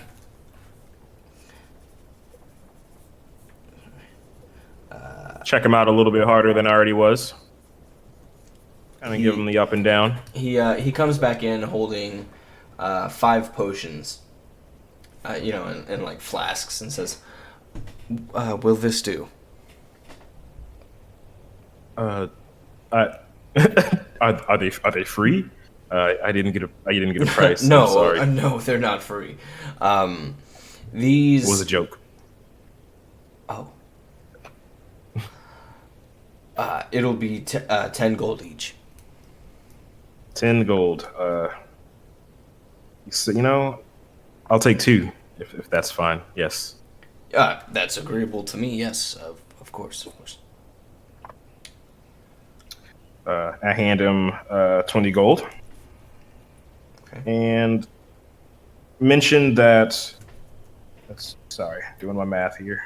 My monies. Anyone else need anything? Aurelius, you were looking. Yes. I'm gonna step up and I'm gonna say, how much for the wolf head? Yes, the wolf head. Kind of say under my breath, you don't need that. Yes, this is the wolf head of the Frost Maiden's mate. Its price The Frost Maiden. about 500 gold pieces, perhaps more. Where did you get it? I received it from. We had an adventurer come through quite some time ago, and he went into some mountain pass or something. It came out somewhat crazy, manic, and with this wolf's head in his hands.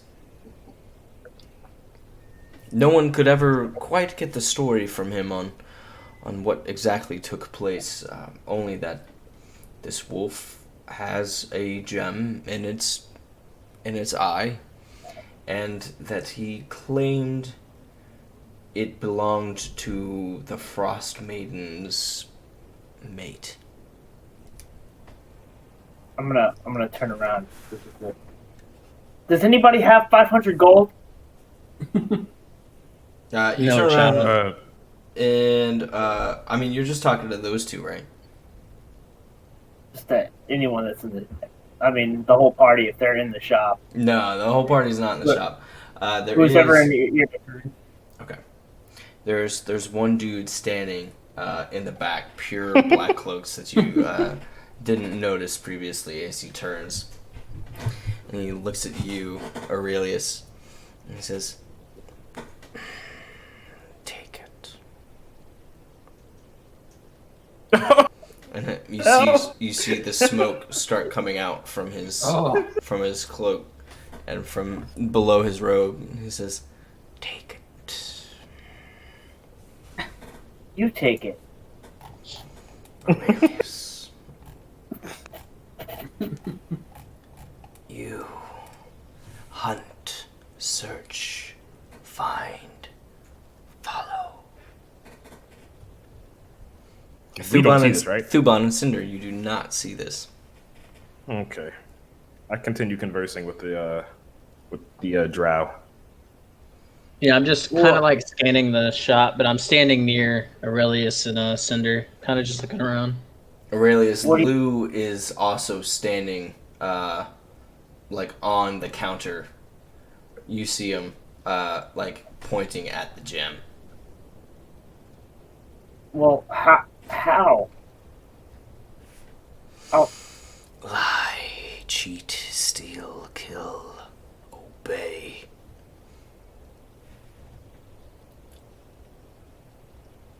okay. Who are you talking to, child? You don't see him? See who? I'm gonna point at him. As you point at him, he rushes forward with a vicious movement that kind of like frightens you. His hand out like towards your neck, and he says, "Silence!" And then, just as his fingers would touch you, all of him disappears.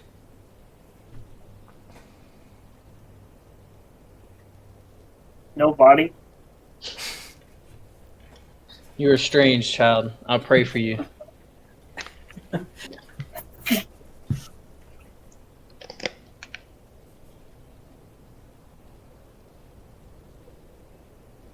I'm just gonna kind of walk away into the shop and wander around like I'm looking at stuff. I love when Aurelius goes from like like all the way up here to like, okay. This is so fucking funny. I mean, so freaking funny. Thank you for your aid, Krinst. We have a time is of the essence. We have a lot to do today. I see you wear. I may have peeked at you. You wear a symbol of the Mages Guild. Yes. He looks at you and says, "Yes, I was once affiliated. Yes." I may have questions for you later. Nothing serious. But I seem to have found myself in the depths of the Mages Guild. But that is a question for another time. And I kind of just like do this like a little half bow, and I turn, and I say good day, and I exit the shop. Before you walk out, he says, "Do you want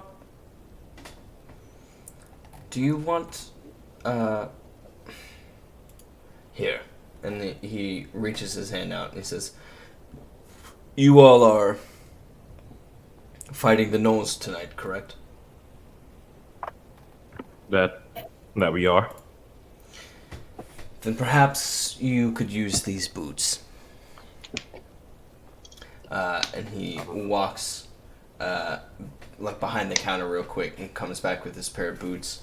And he hands you a boots of false tracks. Okay. While wearing the boots, you can choose to have them leave tracks like those of another kind of humanoid of your size. I take them. Say yes. It's never surprising that someone affiliated with the Mages Guild has something up their sleeves. I appreciate these. Thank you. These are not a gift. This is loaned. Nonetheless, I give my thanks. He nods his head and says, "Very well." I fashion the boots onto myself now and toss my standard boots in my bag. Kind of just like, like tip the toes onto the ground to kind of make sure they fit and they're fastened properly. And yeah, I'll be on my way.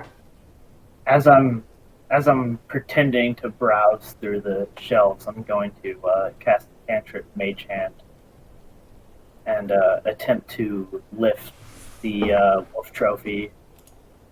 Okay. Up with it. And kind of shadow it behind myself to conceal it from the shopkeeper. Roll me a sleight of hand check. Is this while I'm still speaking to Krinst? I assume so. So actually roll with advantage. Okay. It's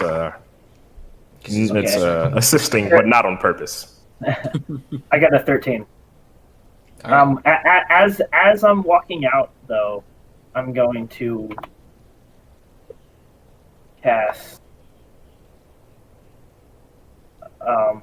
cause fear at level 2 on the shopkeeper.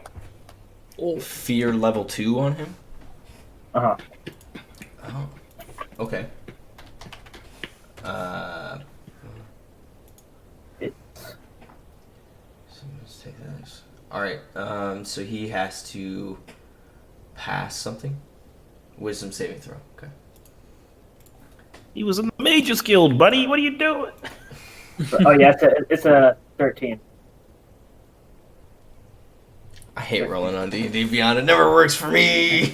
Let's go. Oh my gosh. Okay, yes. He is suddenly afraid and runs into the back.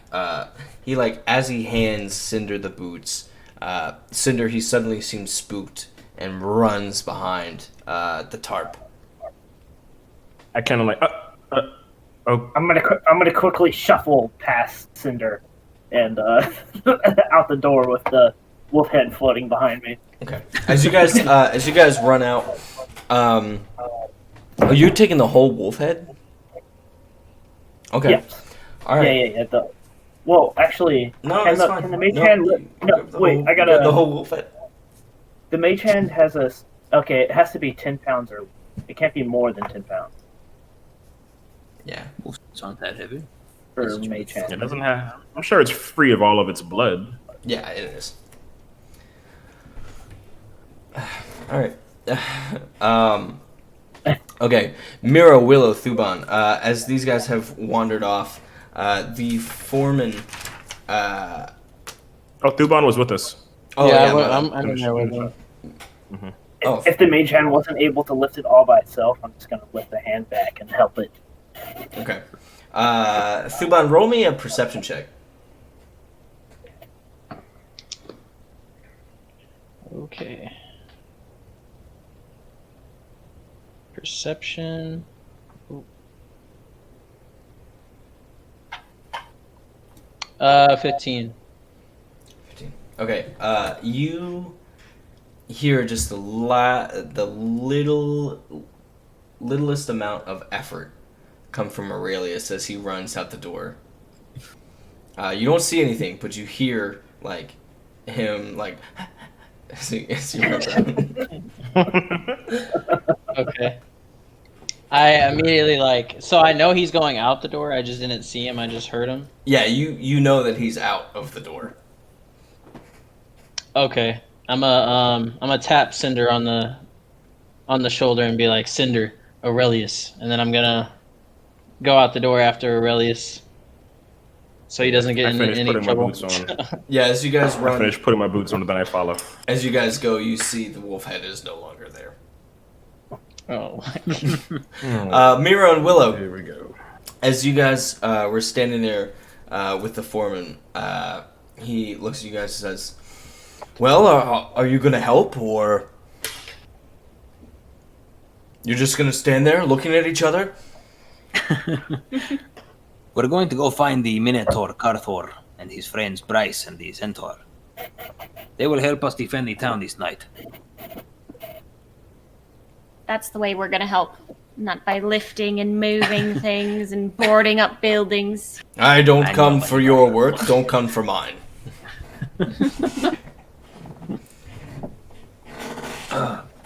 We will return soon. Hopefully only within the next, hour. Very well.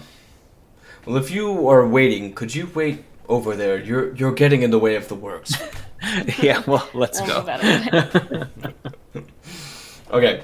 As you guys are moving away, you notice Mira and Willow that the abandoned house is not being boarded at all. And just as you notice this, Thuban, Aurelius, and Cinder. Well, Aurelius comes running with this wolf head in his hands, and behind him you see the silhouettes through the storm of Cinder and Thuban running. Are you guys walking or running? I'm trying to catch up to Aurelius. Yeah, so they're like running, trying to catch at up. a brisk jog. I'm gonna. Yeah, we're supposed to be run heading up. towards the river. Miro! That's What is this wolf head? What that's are you doing? quite the wolf head you've got there. Why do you not have just, that? No. It's not just any wolf head. I Remember put my wolf finger. I head? put my finger on his lips. No. Can I look around my shoulder? People are around us, Yeah, right? people are around you. Yes. I lean down and say, "Let us do this somewhere quietly, please." Boy, Is there a way we can conceal it? we could stash it in the old shack no one's boarding up, I guess. We should examine it first. The shack, I mean, not the head. It's important. Can we start walking towards the river? Yeah, let's do that. Mhm. Let's just keep going. Please, Aurelius for the is love still of God. holding this Jack this wolf natural. head. Just let him maintain concentration on that spell. That's fine with me. I start walking down towards the river, whatever corridor I need to that I already know about. I just lead the way. Okay. Yeah, as you guys make your way down, you see the large piles of like the stone pyres that have that guided you into the town. You see them in the distance as you go down. You see the silhouettes of the mountains on either side of you. Even though it's I guess now like 10 o'clock in the morning, it's still like the snow kind of blots out most of the sun. The blizzard blots out most of the sun. But as you make your way to the first set of pyres, they snuff.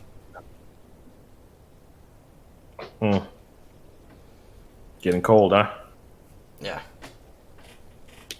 I cast Ignium, and let out a flame from Produce Flame, and I cover it with my my non flame hand. Okay. As you look down the path that you guys had previously come up, you see the same cobblestone, kind of like every couple feet that kind of guided your path towards the town itself, as well as the pyres that kind of line each side about every 30 to 40, every about 30 feet. At one point, are you guys going down the path already? Or you guys are looking at the path right now with it, with you. We're out of the city? Yeah. Okay, I kind of just like give the reins back to Aurelius now. I kind of lean down and say, sorry to interrupt you, but I just wanted to get out of earshot. You just stole a very expensive item, which I suggested you not do. Well, okay, well, you guys remember that big wolf that tried to eat me? Well, yes. This is her mate's head. So this is So- a pride thing. No, like maybe we can. I don't know. I thought Make wolf stew? no, like we can use it to fight her or something, right? To get revenge. I She take the almost wolf's killed me. head and I put it on Aurelius's head. Does anything happen? Aurelius. What was that? Aurelius, through the gemstone eye, you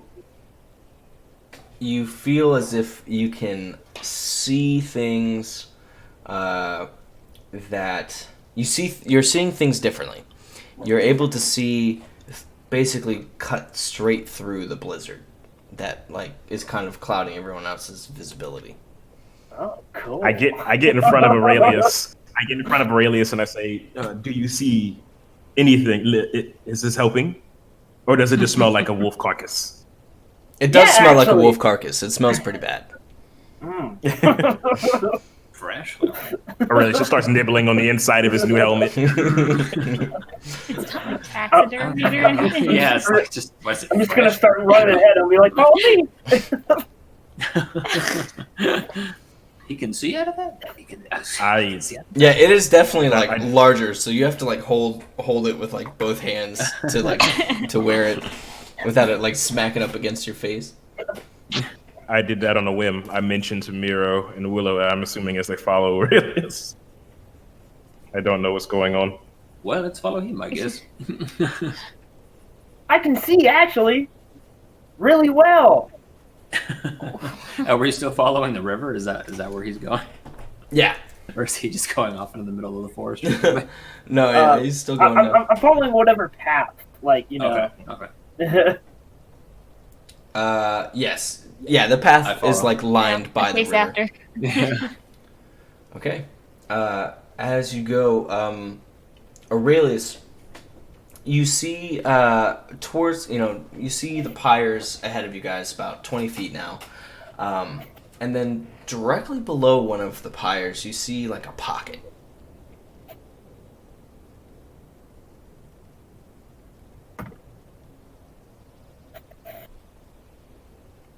You're still 20 feet away. I'm gonna get closer. Okay. All right. As you get closer, the pocket it just becomes more clear to you that the ground is disturbed around this pocket.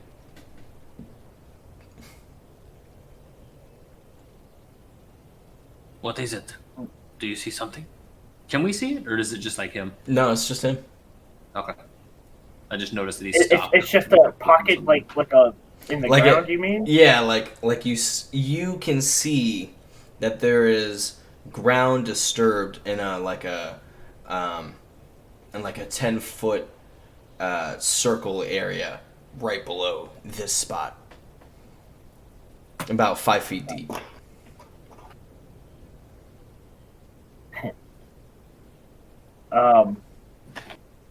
No. I'm just gonna keep following the path. Okay. All right. You keep following the path. You follow it for about 40 more feet, and then you hear clinking. Wait a second.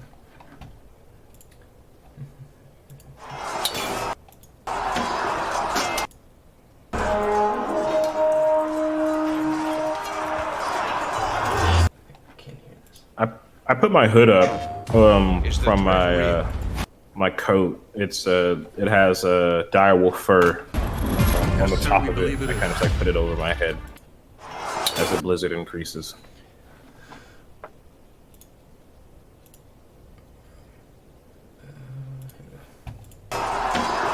Okay. As you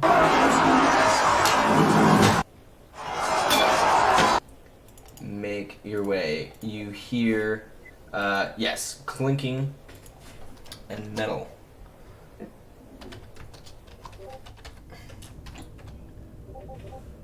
Shit, hold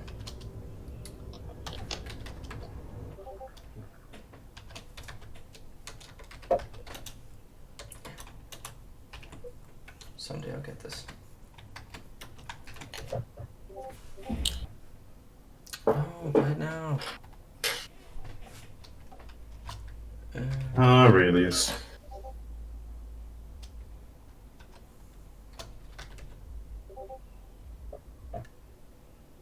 Hold on, 1 second. So you guys, annoy.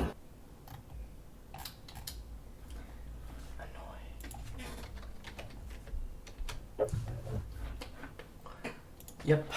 We're this is the first time we've ever had music involved, so naturally anytime you introduce something new to a to an ongoing thing, there'll be problems. And that's okay. Yeah. That's just how it goes. That's just always how it goes. Because without adversity, we don't get the opportunity to shine. Overcome. Without struggle, there can be no growth. This should be playing now. I don't hear it. Please. Please, though? Oh. There you go. Oh my goodness. Yes, as you turn the corner, there is down the corridor to your right, you see a group of gnolls fighting. You see a group of 10 gnolls fighting 5 adventurers. One of the adventurers, seemingly, he's on the ground, blood pooling around him as he's trying to like crawl backwards. A larger gnoll with a flail whips his flail around his foot, grabs it, and then throws it over his head as he goes, "Ah!" Smacks into the rock wall on the side.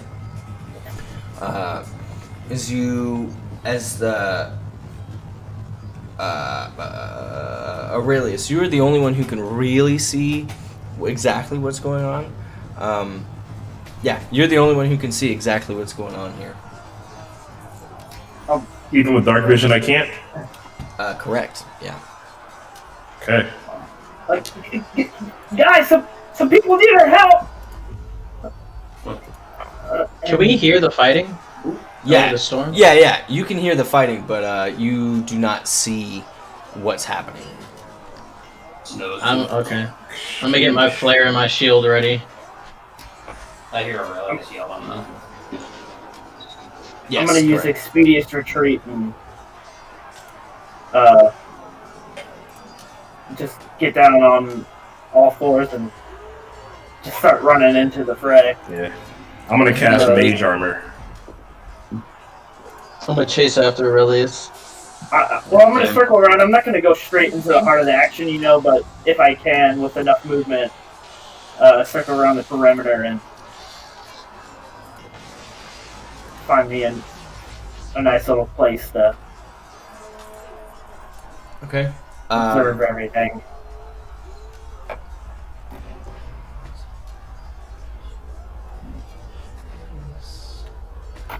Yeah. As you guys run forward, one of the adventurers turns to you and says, "They've got!" And as he speaks, an arrow goes straight, pops out the other side of his mouth as he falls down.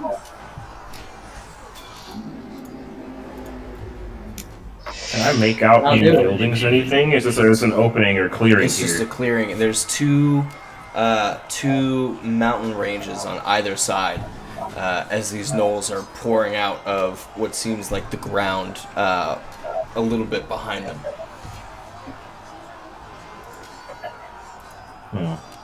I imagine my visibility is pretty ass right now. With the running on all fours, with the wolf head jumbling around. Can you guys roll initiative? Cinder. Yeah. Like, Yes. ow. That's Give me an intimidation check. Excuse me. So Cinder rolled a 14.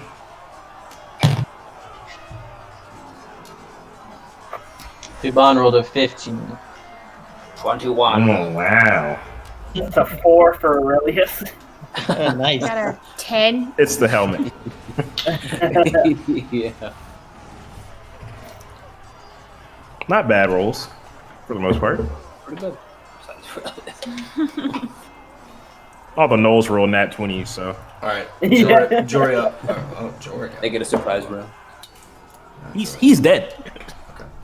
Has been for quite some time. Yeah, my bad. Thuban, what'd you get? I got a 15. 15. Cinder, 14. 14. Aurelius, 4. 4. Miro, 21. Willow. 10.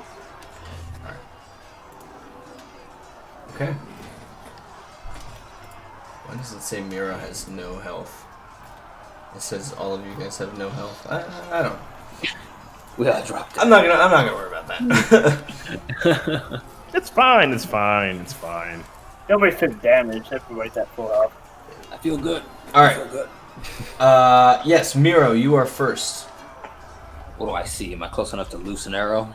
You are close enough to loose an arrow. You see a group of, you see 2 gnolls, 2 gnoll hunters, each holding a spear. Each holding a spear, kind of running down towards running down a adventurer with a sword. Sorry, with a shield and a warhammer. Okay. Whichever one I have a clear shot on, I'm gonna shoot that guy. Okay, roll to hit. Oh my gosh, this is intense. I don't think 10. 17. That's a hit. Yeah, these gnolls, they're wearing leather armor, so their armor class is 13, unless I tell you otherwise, alright? Just for speed of combat. So what do you... damage? 7. 7. Okay. Your arrow, as it flies, he runs... They're both, like, running... You know how you kind of tuck it into your side? They're running towards him. The arrow flies past and scrapes against his left shoulder. And he lets out a... like, almost like a hyena-like cry. Like a... as they continue to run... as they continue to bear down on the adventurer before you. Can I move about half my movement closer? Yes. Okay, I'm gonna do that. Okay. As you move closer, you see that same gnoll that you had just shot. Now blood kind of pouring down his arm onto the shaft, like the bottom section of the spear, kind of dripping in the blood. He runs forward and goes to stab with his spear. And as he does, the adventurer takes his shield and brings it towards him. As it scrapes, you hear everyone over the sound of battle. You hear this. It's the spear rakes across the shield, leaving this scrape, this mark against it. Next is the other gnoll, actually, that was running at the adventurer. The gnolls are going for a minute. So this other gnoll runs towards this adventurer, and just as he gets close, it looks like he's getting close enough to stab him. He takes a step back and throws his spear at Thuban,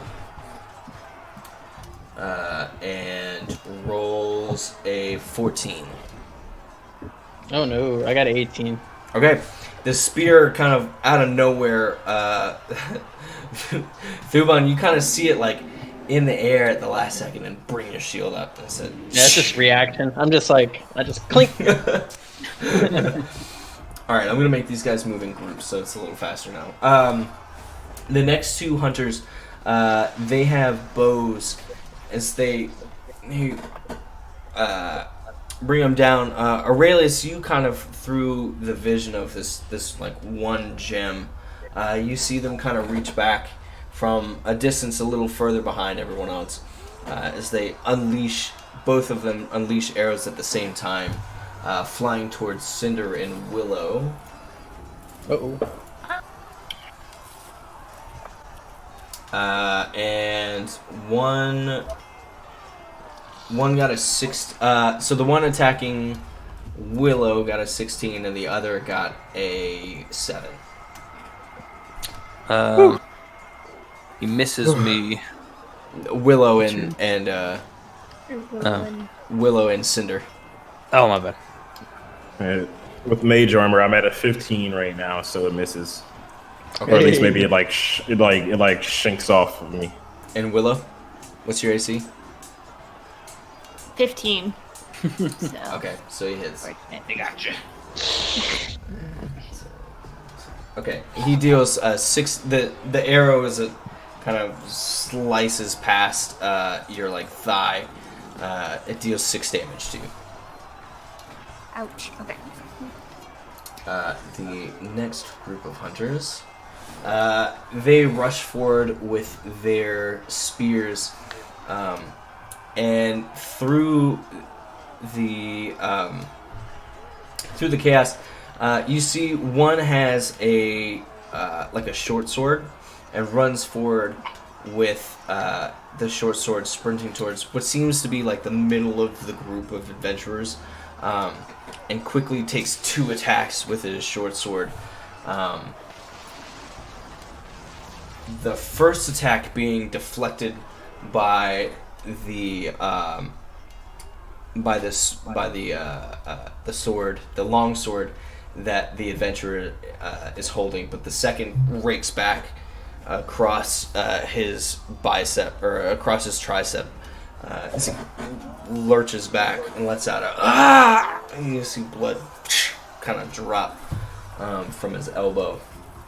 The other runs forward, and just as the dude kind of turns, he gets pierced through the side, not directly through, but through the side, his right side through his leather armor. You see this spearhead burst through his armor as he kind of falls down to his knee.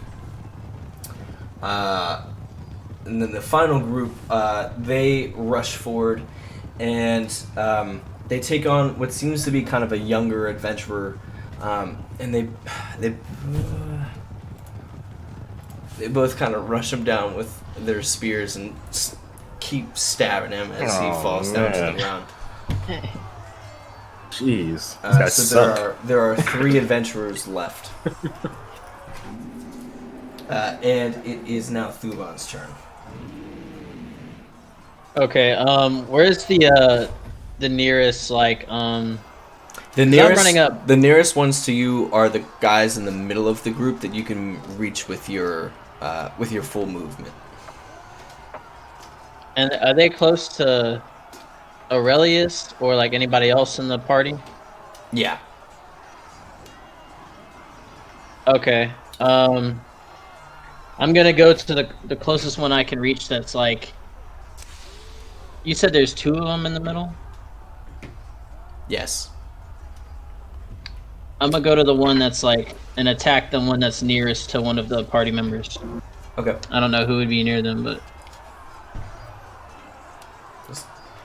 with your imagination, okay. buddy. It's theater of mind. All right. I'm gonna swing at him. All right. Oof.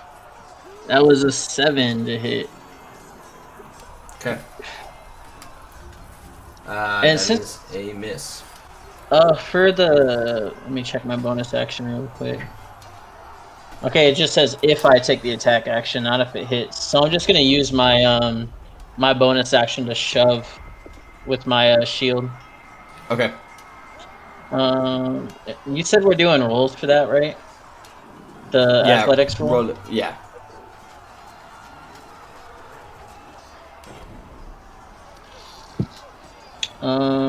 7 plus 5 is 12.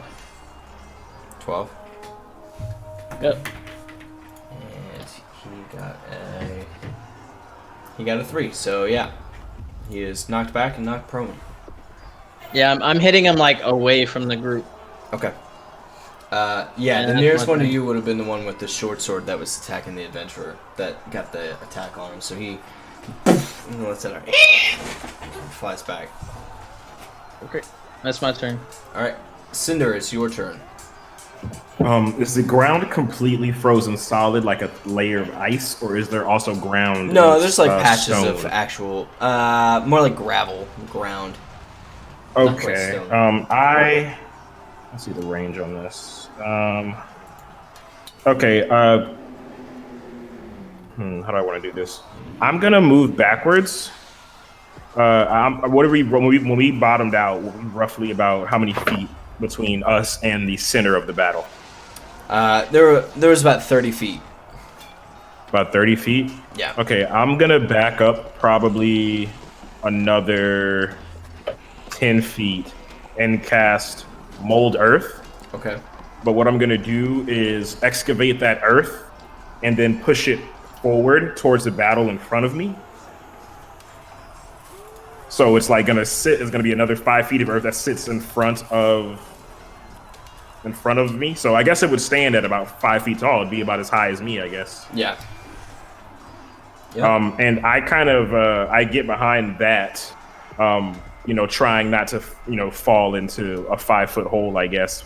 Which I'm 6 foot ish, so it would work either way. Mm-hmm. And let's see, I'm gonna end my turn there. Okay. Yeah. I don't have any bonus actions to use. Next, you see this larger, slightly larger gnoll walk forward, dripping blood across its face as it reaches up with one of the arms of one of the adventurers and kind of like squeezes it so that the blood like drips into his mouth and like drops down. He throws it down and takes his flail and like flicks it. Blood kind of flies out. He starts spitting it as he walks towards and says, "Take them all out. We'll feast all night."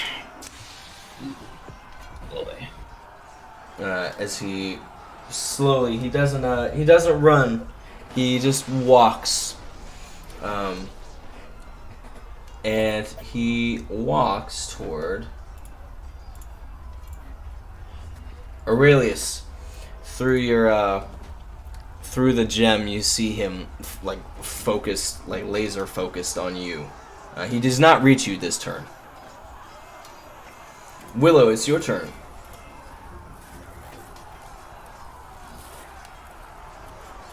So where am I standing compared to Miro?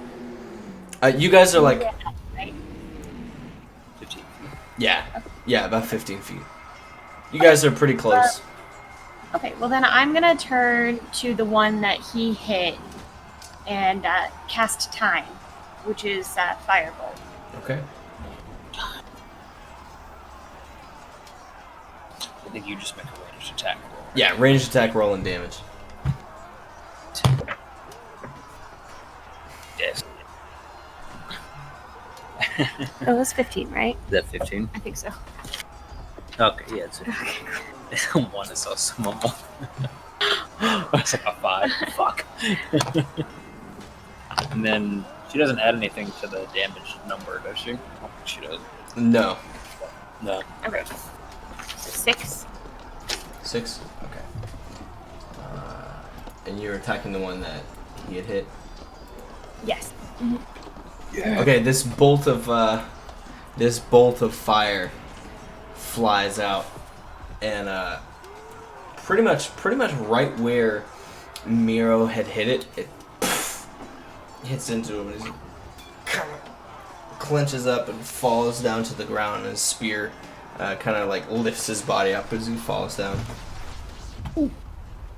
All right. Do you actually do that? You look over at me and go, Yes. well, all right. That's exactly what I did. Don't get cocky. Aurelius. Ride it, please. Let me ride this wave. Aurelius, it's your turn. Okay. So I had used Expeditious Retreat. Mm-hmm. So depending on how you look at it, I either got 70 or 80. So my base movement's 40 plus the bonus action of dash. Yeah, so I'd say you got about 80, which means you dashed You dashed so far that you kind of like dashed through the entire battle. Okay. Unless you wanted to stop somewhere inside of it. Well, I'm gonna kind of try to kind of like perimeter around like in the tree line and find a. There's no tree line. It's just mountain range on either side of you. Okay. All right. Then I'm just gonna kind of go up a hill or whatever ledge and kind of get up onto a rock. Okay. Jutting out of the ground or something. Yeah. Where I can kind of oversee things, and I'm going to cast Zer or Eldritch Blast. Okay. On the nearest knoll to me that I can see. Okay, that'll be one of the longbowmen. Okay. So roll me your attack and damage. All right.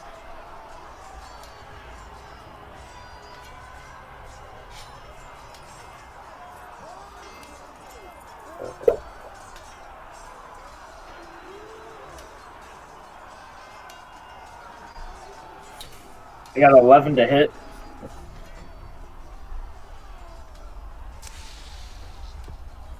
To hit. Okay. That is a miss. Boo. Dang it.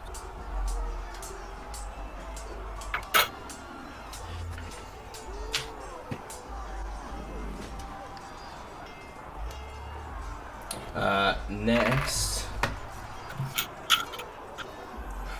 Okay.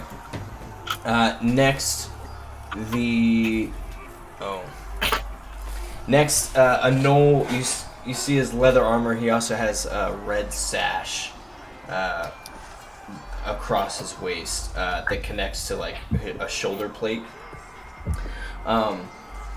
He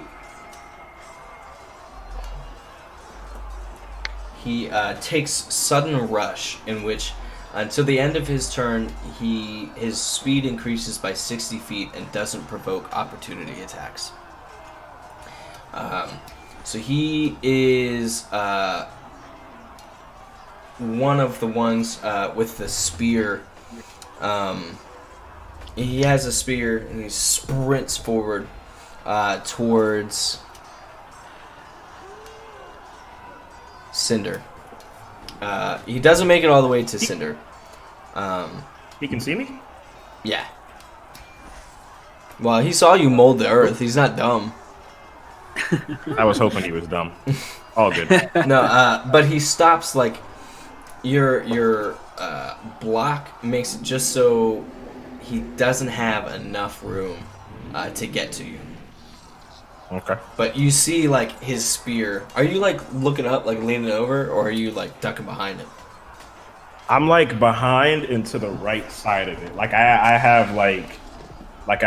I should have said that I readied an attack, but I'm posing like that. Like I'm using the earth as a guard, and I'm watching for someone to take action against. Okay. Yeah, his spear is like pretty close to you, but he is unable to attack. Now we have the adventurers' turns. The three who are alive.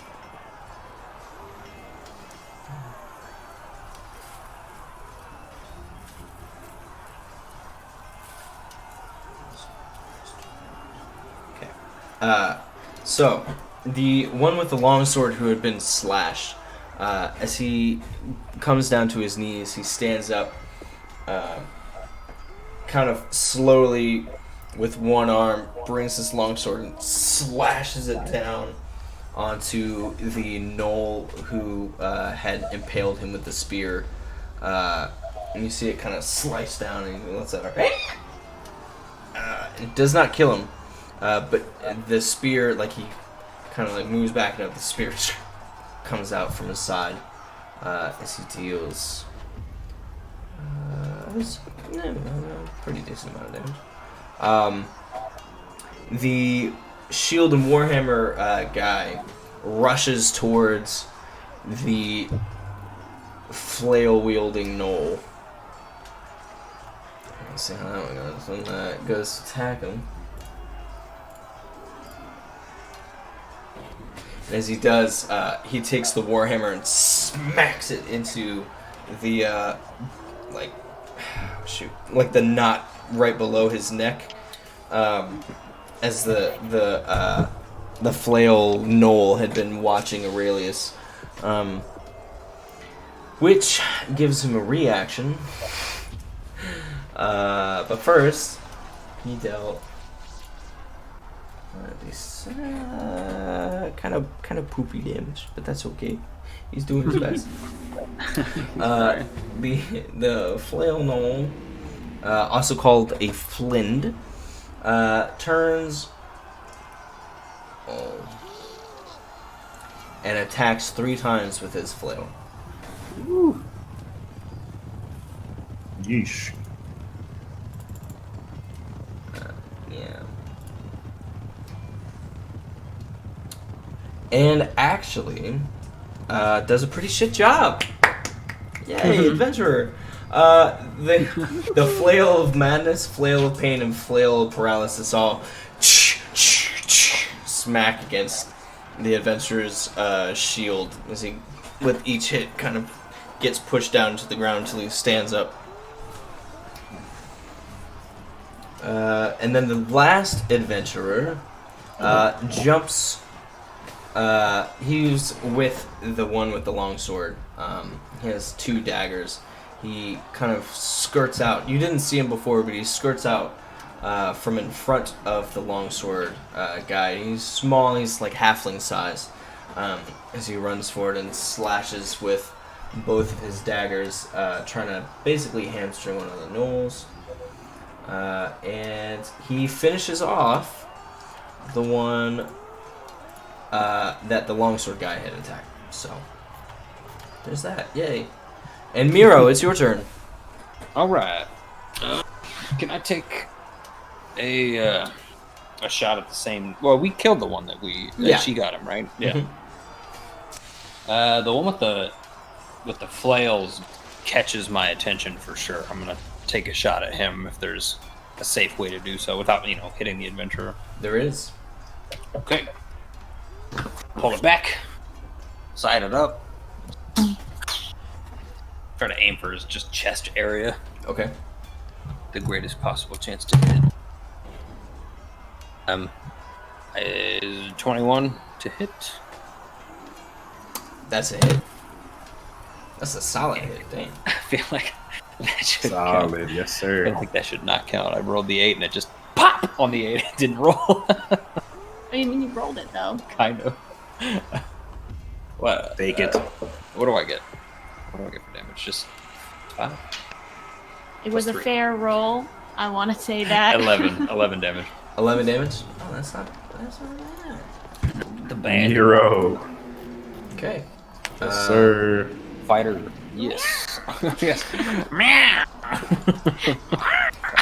Okay. I do that when I lose the arrow. The other no. Oh, he should have gotten an attack of opportunity. I can't retcon it. It's fine. The one Noel was so surprised to see his other spear wielding friend get killed that he just didn't even think to take an attack of opportunity on this on the shield guy. But it's fine. He does now hit the shield guy, however, as he gets him for 8 damage. Okay. He right like behind him through the like armpit almost. Stabs him. We got the 2 longbow guys. Ouch. And they are firing at Willow and Thuban. Good luck. And they both miss. The arrows just kind of land into the ground next to you.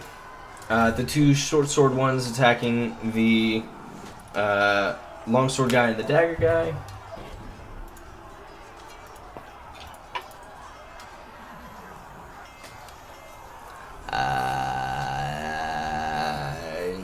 They both crit. Okay. I don't, you know, I never rolled 20s, and then we're in combat, and it's like just against the NPCs. I'm glad it's not against you guys, but like, You're dead. yeah, yeah. They take their short swords and just picking up velocity. They pick up speed, attacking against him as each slash kind of breaks past his daggers. It starts beating him down until one reaches down with his mouth and takes a bite into his neck. Because they can do that. Oh, no, they have rampage. Yeah, one rushes forward towards Thuban from where the other had bit, and goes to bite him. Okay. He got a 7. Yeah. No. Yeah, as he as he rushes forward, you see the spittle from his mouth like lands onto your shield. Okay, and then that's all of them. Thuban.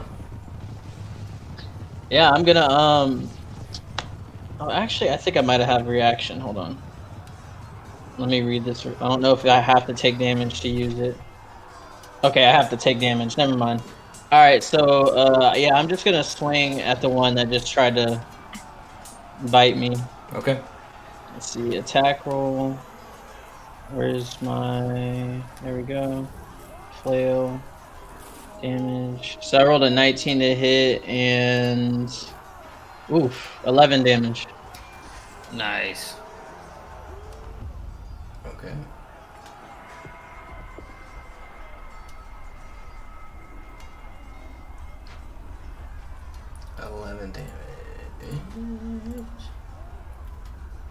All right. Yeah. With your flail. Mm-hmm. Who just disappeared? Do we lose? We lost Ryan's video and his audio. Mm-hmm.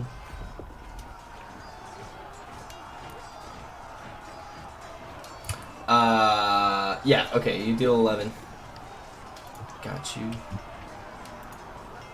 Is he still up? Or Yeah. is He looks severely bloodied. Okay. I'm gonna use my bonus action to smack him away too. Shove him. Okay, hold on.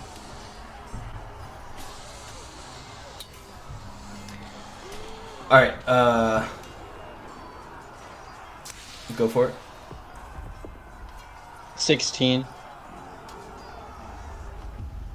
16. All right. He fails. He is pushed back and shoved away. Alright, that's my turn. Alright. He is prone now. Is Ryan's laptop dead?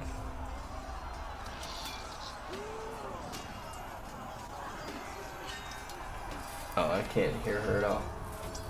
Can't hear you. Did she turn down or something? No, Yeah, I can't hear her either. I can't hear her at all.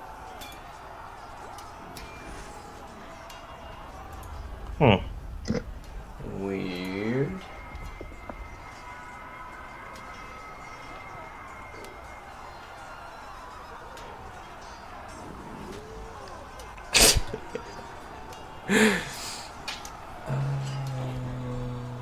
What's going on?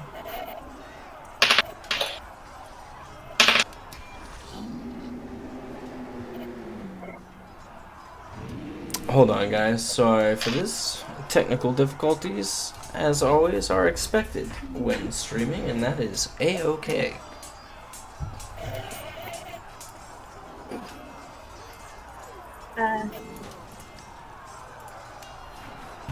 Hey, we can hear you now. It's working? We can hear you. Yeah, we can hear and see you now. Ryan's laptop overheated and shut down, so he's booting it up right now. Oh, okay. Okay. Gotcha. The dog's very angry about it. Well, we'll just take our second little break. I think that'll work out just fine. Cool. All right. We will be back at 10. As we went a little long without a break, but it's fine.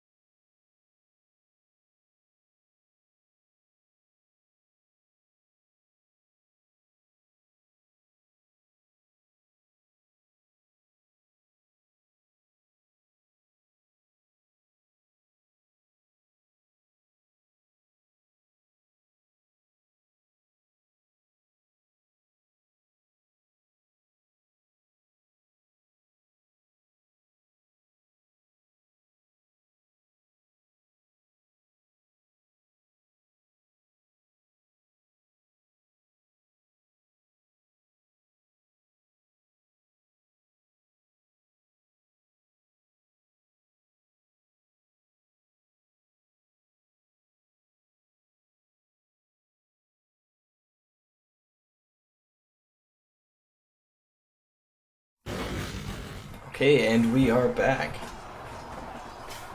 We had our technical difficulties corrected. Woo! Alright. We left off with, I believe it was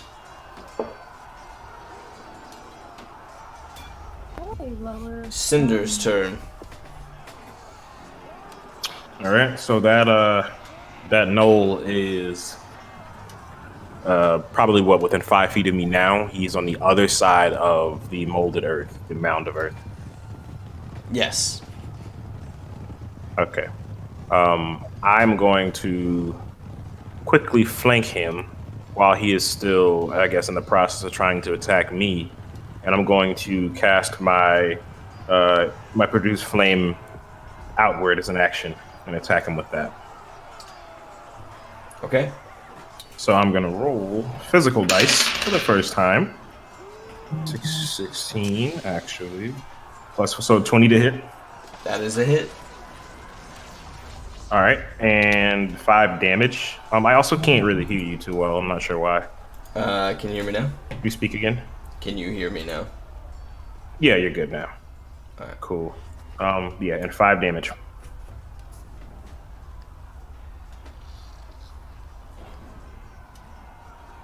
Five damage.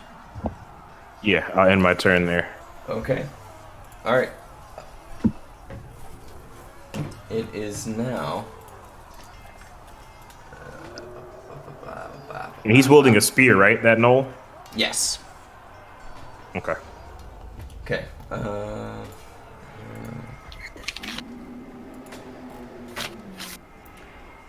It was all right. The tall one with the flails attacks once again against that poor adventurer.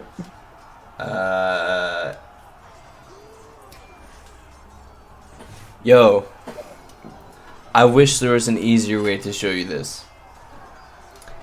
He just rolled a 1, 2, and a 3. The guy's blessed. Yeah. He's blessed. This adventurer, once again, even with the advantage, just getting hammered down into the ground, man. What is going on? Willow, it is your turn. Well, I think Willow's a little shaken up, like after getting shot at and everything, and is really overwhelmed. So she's gonna run after Miro, try to cling on to like stability. Okay. And then as she gets close, the one that you attacked, did it? Someone with a flail. Yeah, did it? The big It's not bamboo. dead, right? No.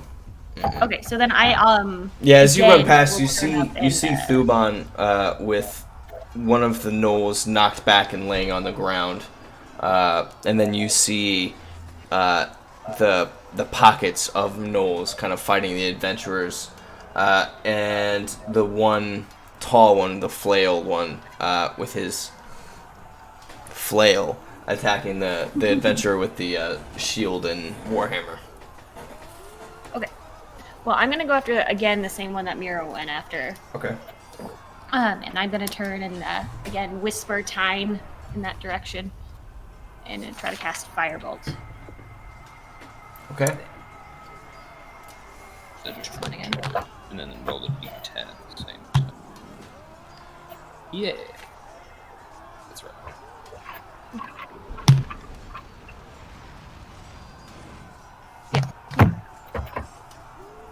Yep, 19.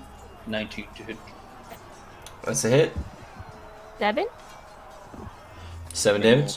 7 damage. Okay. Yeah. Filter on your camera or something? Yeah, I know. He looks super bright on that one.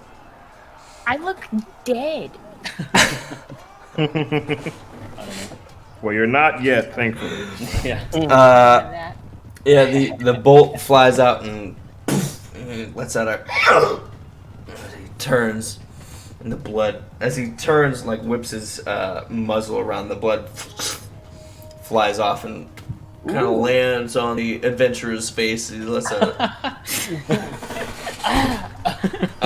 you now feel his gaze upon you. He says, on me. And uses his reaction / legendary action to allow each of the gnolls to move up to their movement towards him. However, they still take opportunity attacks, so the one who is on the ground in front of Thuban can still take an opportunity attack. Yes, sir. I'm gonna use my reaction to do that.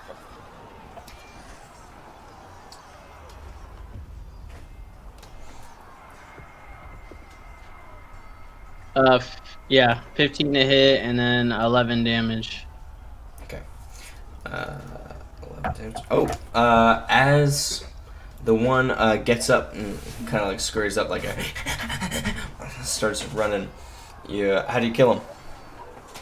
Oh, as he stands up, I just bring my flail around and crack the back of his skull. Yeah. As he tries to like run away. Let's out a as it digs in. One of the spikes gets in there. And let's it falls down. Okay, the rest run towards the one with the flail. The guy with the warhammer, the adventurer, he's trying to do work, man. He's trying. He uses his reaction, and he hits one. Hits one for 6 damage. Not bad. Okay. Yeah. Now the gnolls have created like a wall around, not a wall, but like a circle around the one with the flail. They've all pulled out their spears now and are, they're encircled. Aurelius, it's your turn. Unless, Willow, you're doing anything else. No, I think that's all. Okay. Aurelius, it is your turn. Alright. Just from my little rock jutting that I'm behind overlooking everything, I'm just gonna shoot. I'm just gonna say, "Sir!" and shoot another Eldritch Blast at the nearest gnoll. Okay. You see one of the wounded ones, not quite limping, but not moving as it's, so I guess technically limping, towards the rest of the group. Roll to hit. 14. That is a hit.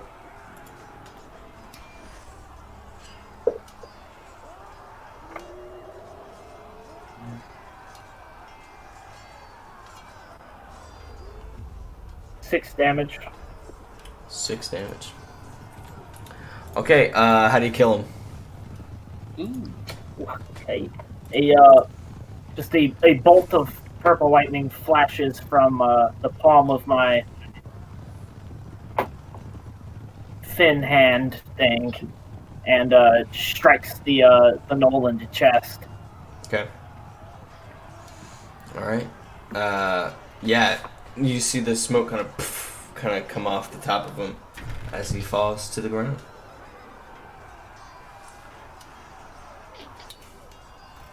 We are now back to the top. Miro. You don't miss. The big one, he's still kicking, right? Oh yeah. Oh yeah. Okay. Then, oh yeah, I'm gonna shoot him. I'm gonna look back and tell Willow to stay behind me, and then shoot, take a shot at him. Yeah. All right. That's not so great. I think I still hit him. 8 plus 15. 15. 15 misses. Oh no. He Damn, as it you shot an arrow at him, right? I sure did. Yeah, the arrow as it flies towards him, he kind of flicks his wrist with the flail, and one of the flail heads smacks the arrow out of the air. Deflects it with his flail. Nice. Bitch, please. Now it's a bunch of Noel's turns. So they are all going to go at the same time. And they are all moving towards the person who is closest to them.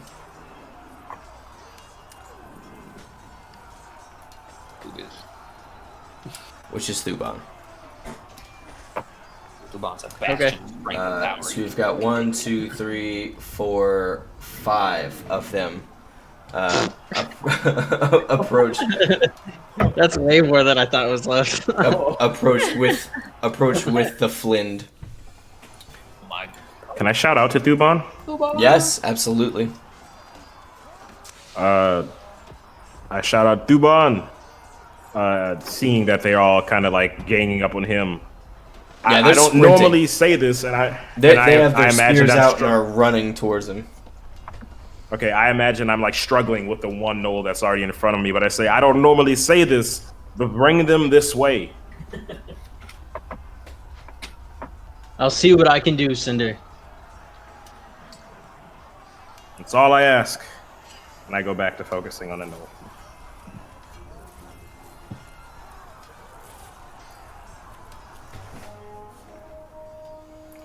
Okay. Hold on 1 second.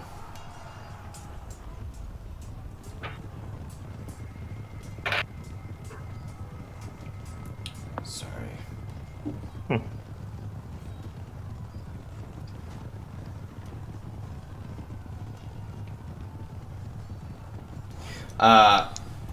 All right. Yeah, they charge down. As they get closer, two of them split off.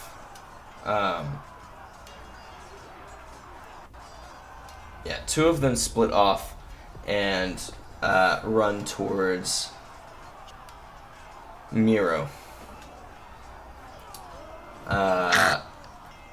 They're at the top, so they are both going to attack. They both have advantage.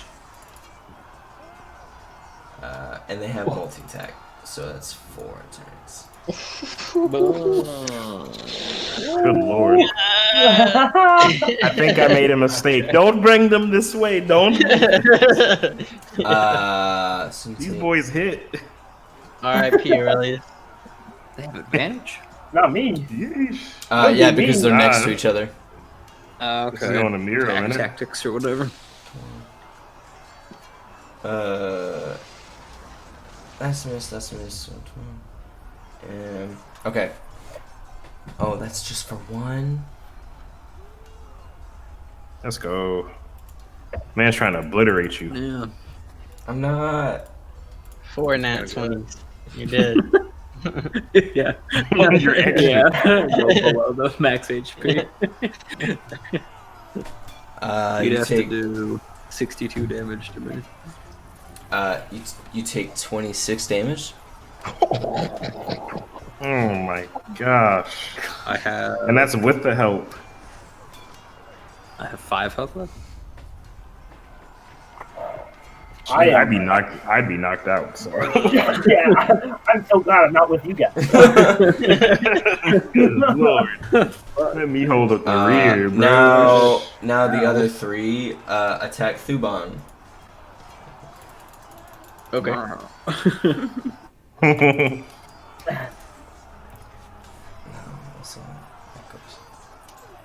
So the first one that does damage to me, I'm just gonna use my reaction to make a attack back on him. Does that trigger after the first hit, or do they hit me both times and then I can do it? I think Because it says when I take damage. I think it's after the first hit. All right. Hold on.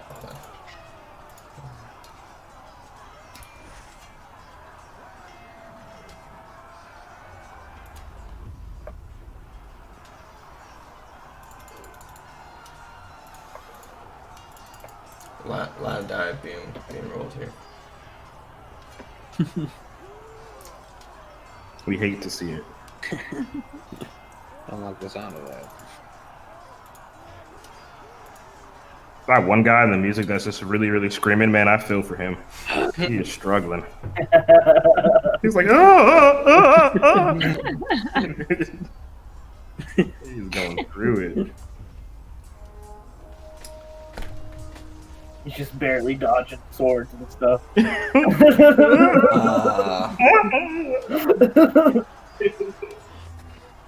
This is Tarzan on the battlefield, loincloth and all.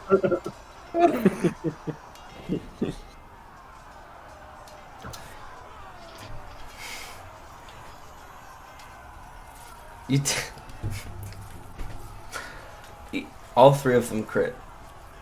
Oh my god, I called it. I called it. Wait. What? And that's just with one attack. They all have multi-attack. Oh my god. Who is just attacking? Alright. Thuban. So Oh, after no. the first one hits me, I'm gonna use my reaction to hit him. So hopefully I can kill him before he can make another attack. I guess what? And I'm gonna smite if it hits. Yeah, go ahead and do that. Go ahead and do that. Because I don't want to die. Yeah, you Do might you, have want another, do you have another character rolled up? Ready? So 19 to hit with 8 plus smite is like is it 2d6s? Smite. It's been so long. Oh, 2d8s. Yeah. Okay, that's a lot better. So 8 plus. Oh, I rolled so bad on that. Oh. 4. So 8 plus 4 is 12. That's enough Out to of kill the one that 16, was I rolled attacking. That's enough to kill the one that was I attacking. killed one. So he it's when you take damage though, right? Yeah. So the Okay. first hit would hit me, but not the second one because So he's dead. you took 6 damage, and then you Mhm. killed that one. So you Yeah. avoided a crit. Yes, sir. Yes, sir. All according to plan. You take 28 points of damage. Oh my god. I'm still You're up. a tank. God damn. If that was anybody else, holy shit. they'd be dead. But to be Yeah, fair, I'd that's be rolling up a new to be character fair, right now. that's 3 enemies each with multi-attack. It's not. It's a lot of hits. That's a lot of hits. I would You're almost. just getting overwhelmed right now. Yeah, basically, I'd imagine it. I'd imagine it as like you. How do you want to imagine it? You're not down. I kind of imagine it like, you know when wolves, they surround like a bigger animal, Yeah. and then they like slowly take it down, but the animal's like fighting back and manages to like knock one away, but then the other ones like jump on it. It's kind of like that, where they're like cornering me, and we're kind of like sizing each other up. And the first one nicks me, I hit him, but then the other ones take advantage of me and get me on like my blind side. Yeah. How much? That was that all the damage, or am I taking more? That's all the damage. Okay, good. All right, Thuban, it's your turn now. Okay. So there's 2 left, right? Yeah, Yeah, 2 I'm gonna left on have you. to. I'm gonna swing at the one right in front of me. Okay. Try to kill this guy. Let's see. All right, come on, baby. I need a crit right here, right now. All right, that wasn't a crit. I got a 16 though. With That hits. 11 damage. Okay. And is he still standing? Yes. Damn it. Okay. Okay. I'm gonna use my bonus action to knock the other one away from me. Okay.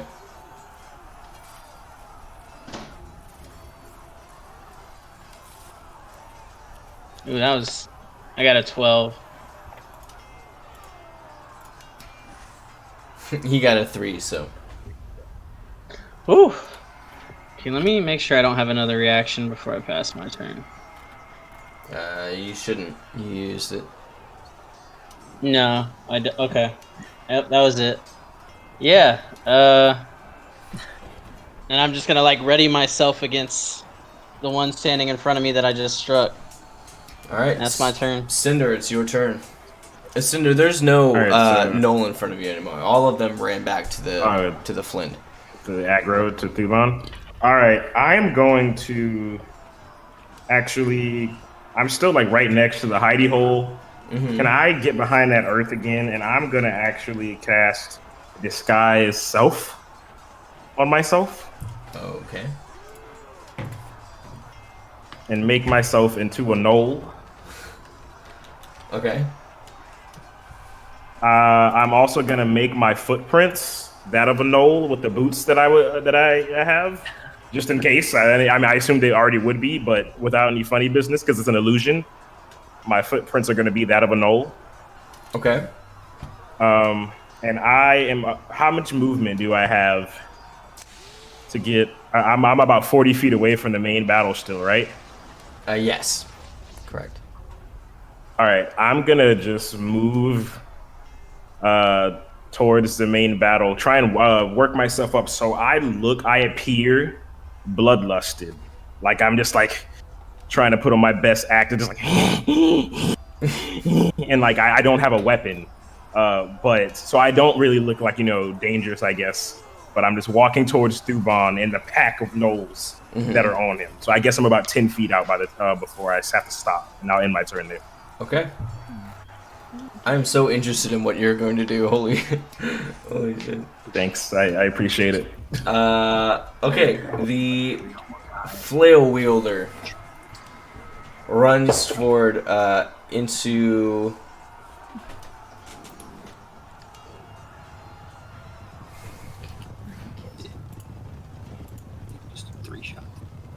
The flail wielder. And the snow is still in. going pretty strong, right? Yeah.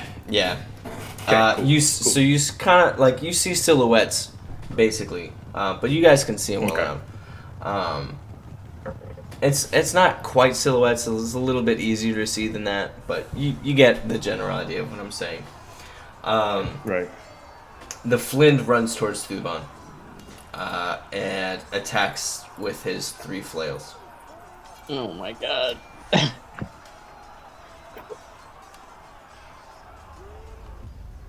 Oh no.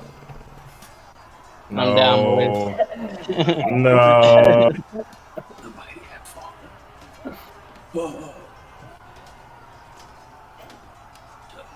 I should have smited that other knoll and ran away. Stop it! Tell us! Tell us what you did. What's going on? Speak, apparition. Oh my gosh. You take 30 damage. Oh my god. And are knocked back 10 feet. Okay. So I'm unconscious. I'm not dead. As he rushes forward, with his flail, he brings it down into the snow and throws snow into Thuban's into his eyes, and then smacks. Thuban kind of gets the first block against the shield. The second one of the flail heads grabs the shield and kind of opens it up, and then the last one hits him straight in the chest, knocking him back 10 feet. Jesus. That hurt it. He looks down at him and says, "Kill the rest, and then we can eat the dragon." And it is Willow's turn. Okay, so Willow's gonna look around at all of her friends kind of struggling and getting whacked, especially Thuban. And she's gonna feel an unspeakable rage start to build within her. her hair starts to kind of turn to flames, or at least it looks like that a little bit, and her eyes start to glow, and she starts to tremble with anger. And her hands turn to fists because she doesn't really know what's happening. But suddenly, she turns to the big knoll, the Flind. Yeah. And she unwittingly casts Scorching Ray at him. Okay. Are you hitting? You're hitting him with all three scores. You make 3. Burn him. We love to see it. We love to see it. Kidding me? Call your other 2. Yes. Better. Oh no. Okay. 5 total. So.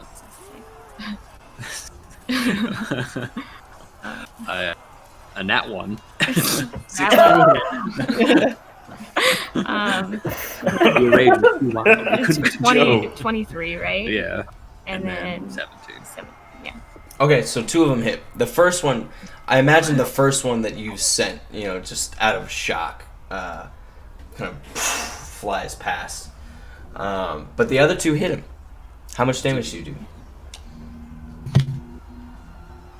It's 2d6 per.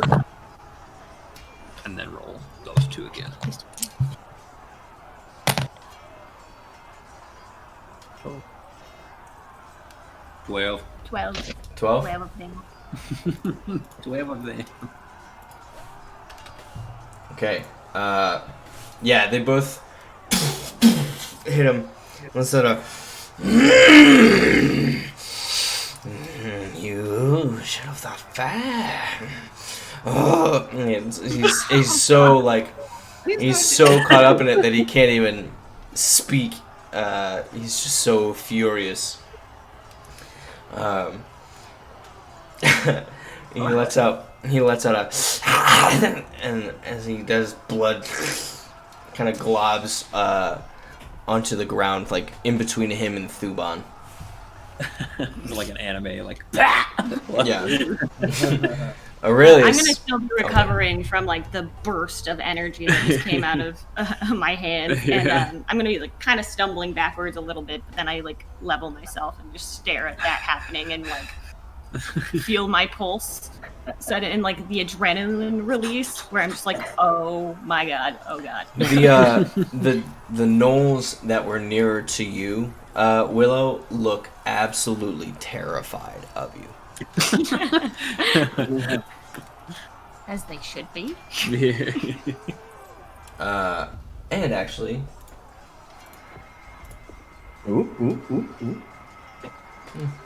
the Flind looks to his group and says,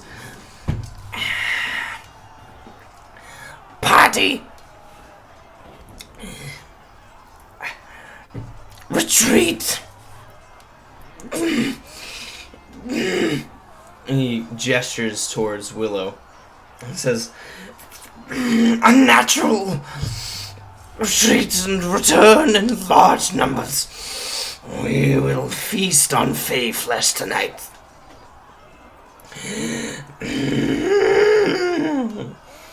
And he whips around and starts sprinting away on pretty much on all fours with the rest of his group. You.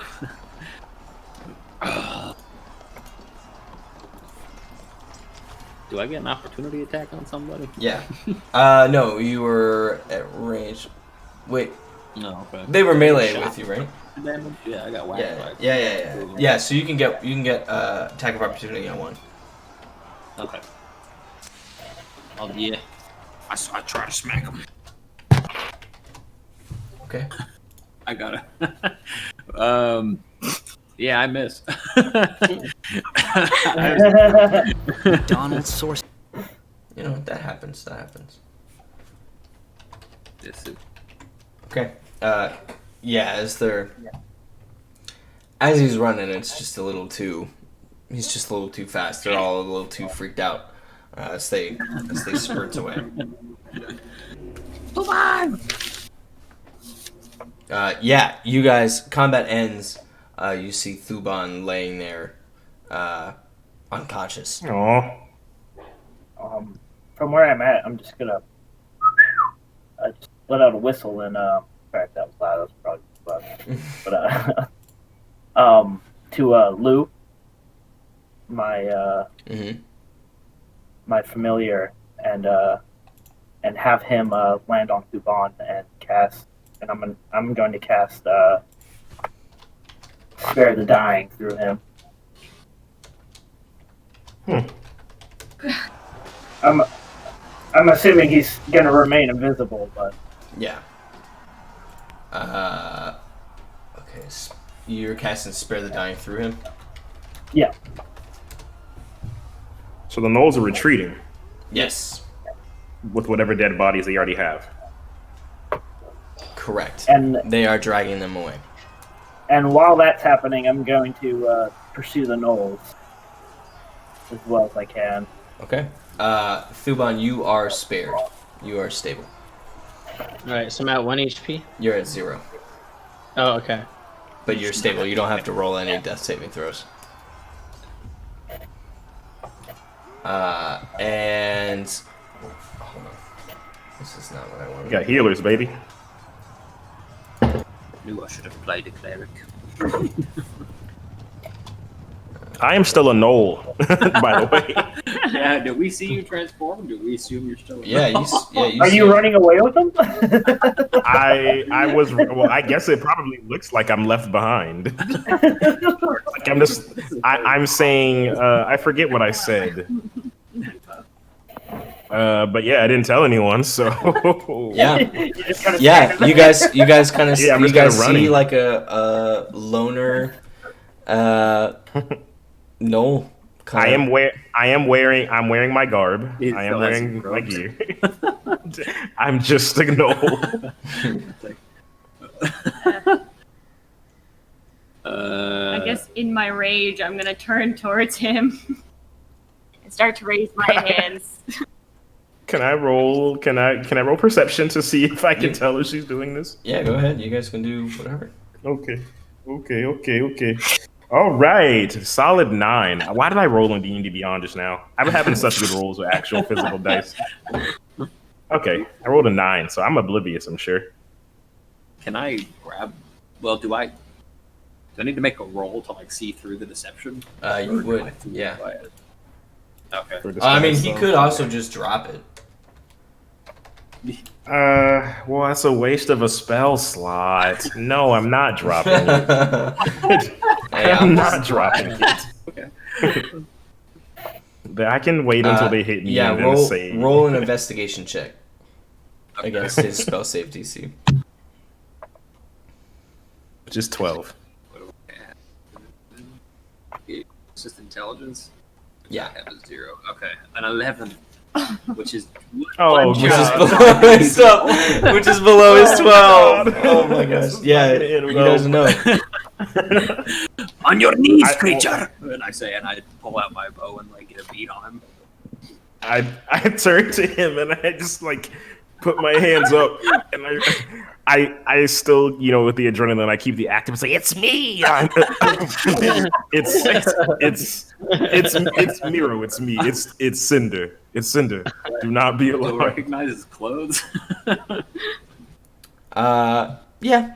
I guess not, because I I mean, I have the wizard with the staff in the. And I cast produce flame and like a gnoll wizard.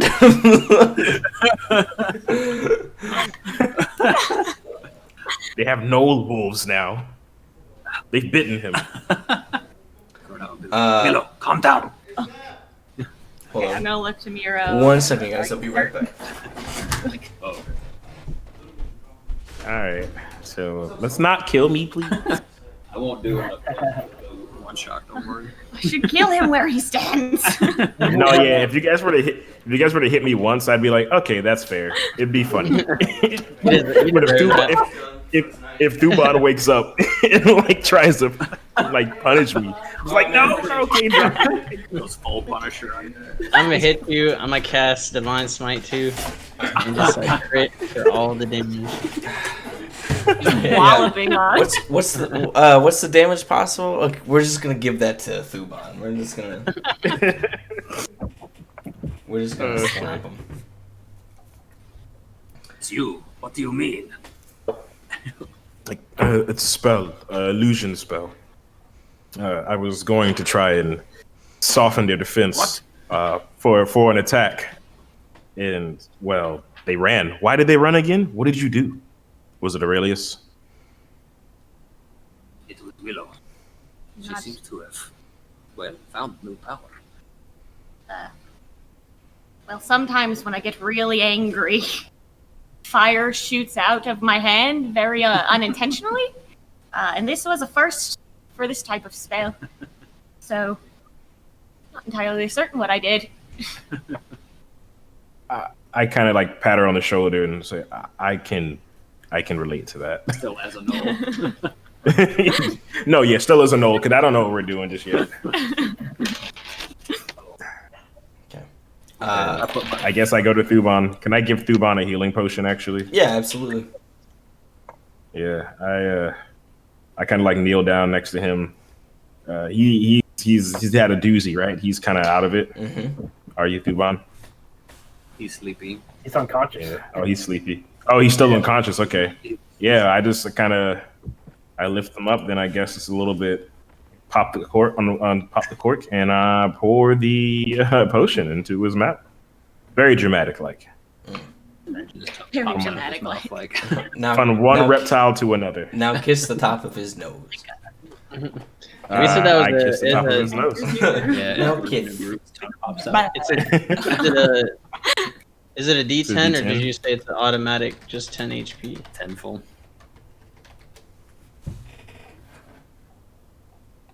Just 10 full HP. I think goes over.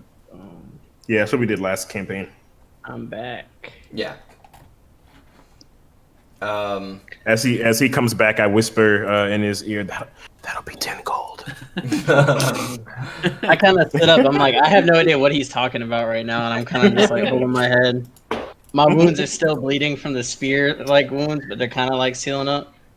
And like I look around, and I say, "Is everyone all right?" And as I'm doing this, I like put my hands, and I use lay on hands and heal myself for. I'm gonna use the full 15. This is like a normal thing every session. All right, I'm gonna heal for 15. Okay. All right. You guys are, as you are all kind of circled around. Well, Aurelius is running off. We'll get to Aurelius running off. Oh crap, he is. Oh god. Yeah, we'll get to that one.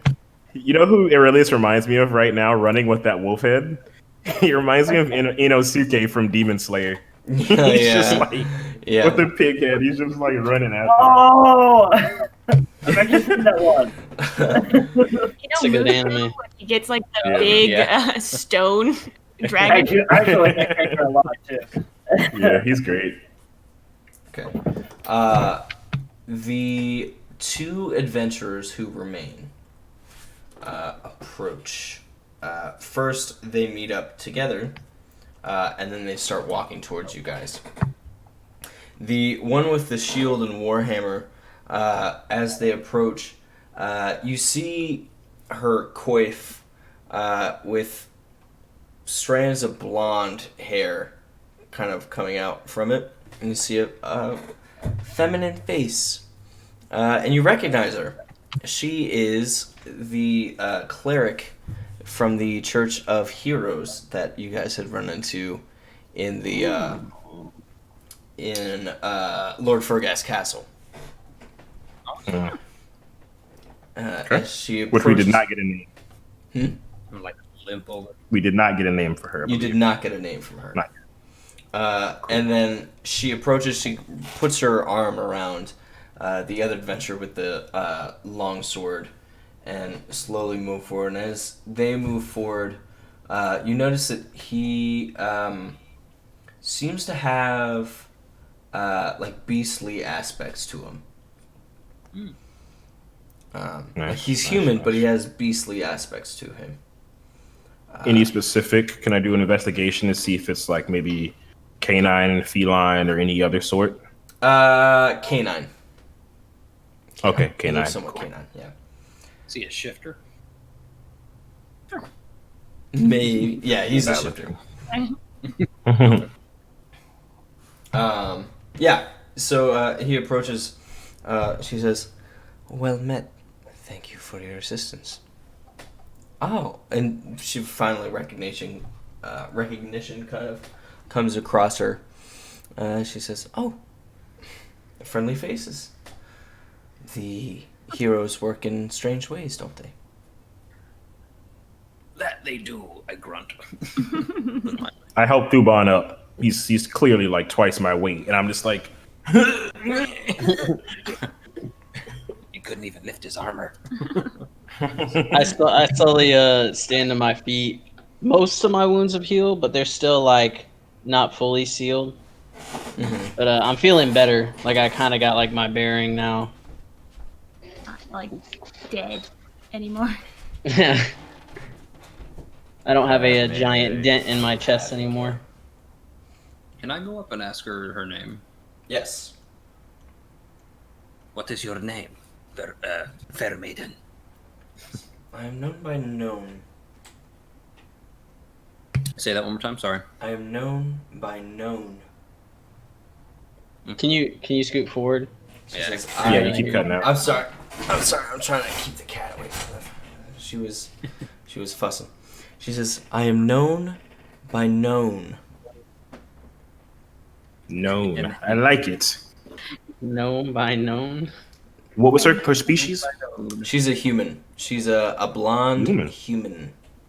Female. Known. Woman, not Human. female. Woman. I'm in the Fair military. maiden. It's hard to not say female, but everyone respect women. And their their legs or something. And their legs. And if you don't get that reference, we'll go back and watch it a few episodes ago. Oops. Oh man. Tend to your friend first, but we have wounded among us, myself included. Where's Aurelius? No, did he run off? Oh, that's right. Oh yeah, he's just. Oh boy. Did he just run after them? Yeah, I'm asking that in character. Just Can I scan the field to see if I see Aurelius? Yeah. You don't see him. Oh God. I cast a message. I take out the necessary components and I say Bravosa and cast a message to Aurelius asking, "Where have you gone? Are you all right, boy?" You can reply to this, just in case he forgets. Your range. Oh no, yeah, he might be out of range actually. You have to be able to. Yeah, you have to point your finger towards a creature within range and whisper. Dang it, you fast little actually, goblin boy. Actually, hold on. You can talk to him. I guess. Yeah, you can talk to him. Oh, you can do it. Okay. You know the general direction that he's in. I'll rule that. Cool. Aurelius, are you stalking them or are you just running like alongside them? I'm keeping pace behind them. I mean, with the storm and everything, and I know I can see better than they can, so I'm just keeping at a safe distance, just following them. Roll me Did a you stealth respond to check. my message? And yeah, so I get the message, right? Yes. Nat 20, baby! For stealth? Sneaky. Oh my gosh. He's a literal wolf. He's a wolf. Okay. Let's go. Yeah. Yeah. They did not roll high. As far as the message, yeah, while I'm mid-run, I'm just gonna feel like I'm following the gnolls. I'll let you know.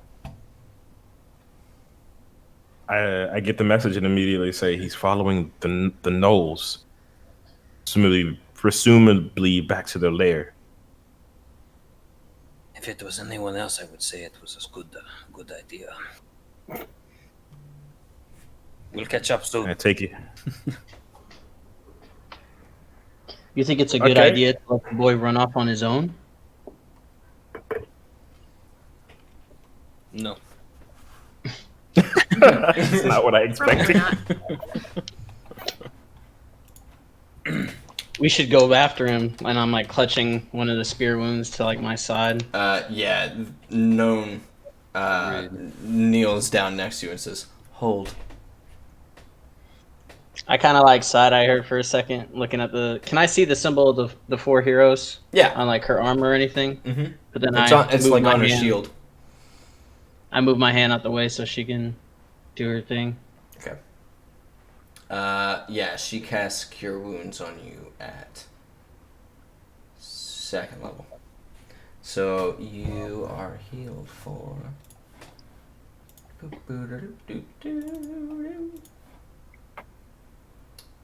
Damn.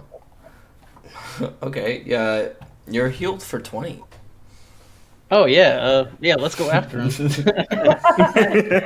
great. I feel better than when I started. You got any more cure wounds? In your back pocket, maybe. Yeah, she can. Yeah. She'll cast it first. I'm good level, though. 10. If she got any spell slots that she don't need, though. I'm at like 15 out of 31. It looks as if we have. Where's your little friend?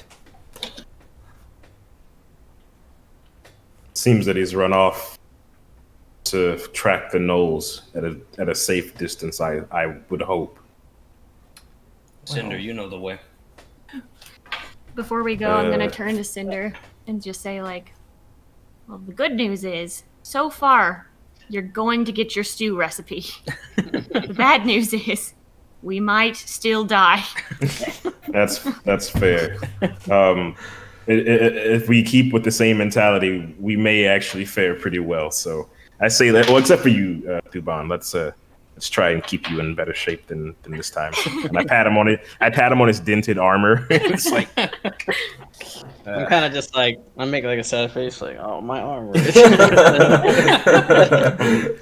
Can I actually, before we head off, can I take my knife out and cut some of these? I don't know if it's fingers, claws, or maybe the horns of gnolls for proof that we've been hacking and slashing. Because if one technically were to get away and they see it, they would say we didn't do our job. Right. They've got hyena ears. Yeah, I was about to say. Ears. I was about to say their ears or their fangs. No, whatever. Well, they might be able to make a nice broth with those fangs. Whatchamacallit? He could. So I'll take both. How about that? We'll take the ears and the. I'm taking all of it, man. Some bone broth. Yeah. So I take some fangs. I take some ears. Help me out with this, whoever's available, so we can catch our boy. Okay. Okay.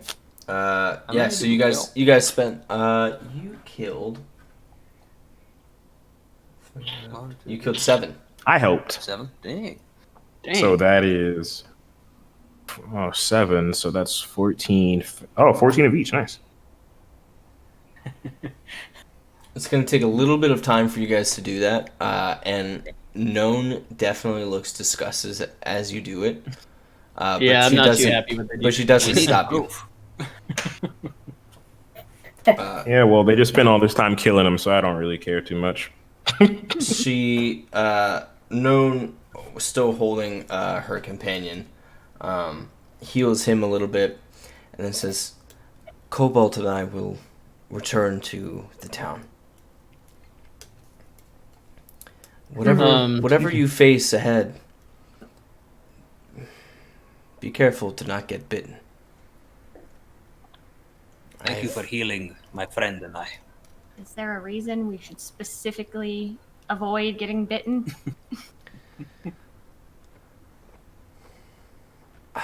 There have been rumors on the outskirts of town that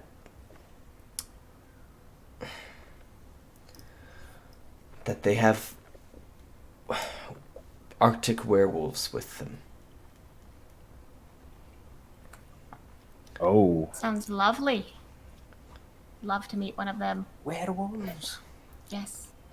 Would you not like to accompany? I'm sure in numbers we would be much more successful than just the 5 of us. Cobalt is hurt more than I could heal him out here currently with the remaining resources that I have.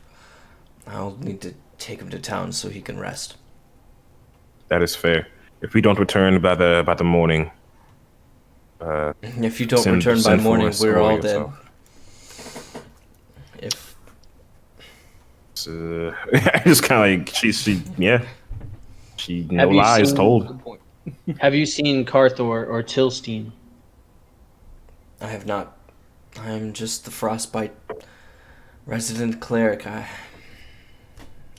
only adventure out when adventurers are request me to. As you see, it's done this lot no good.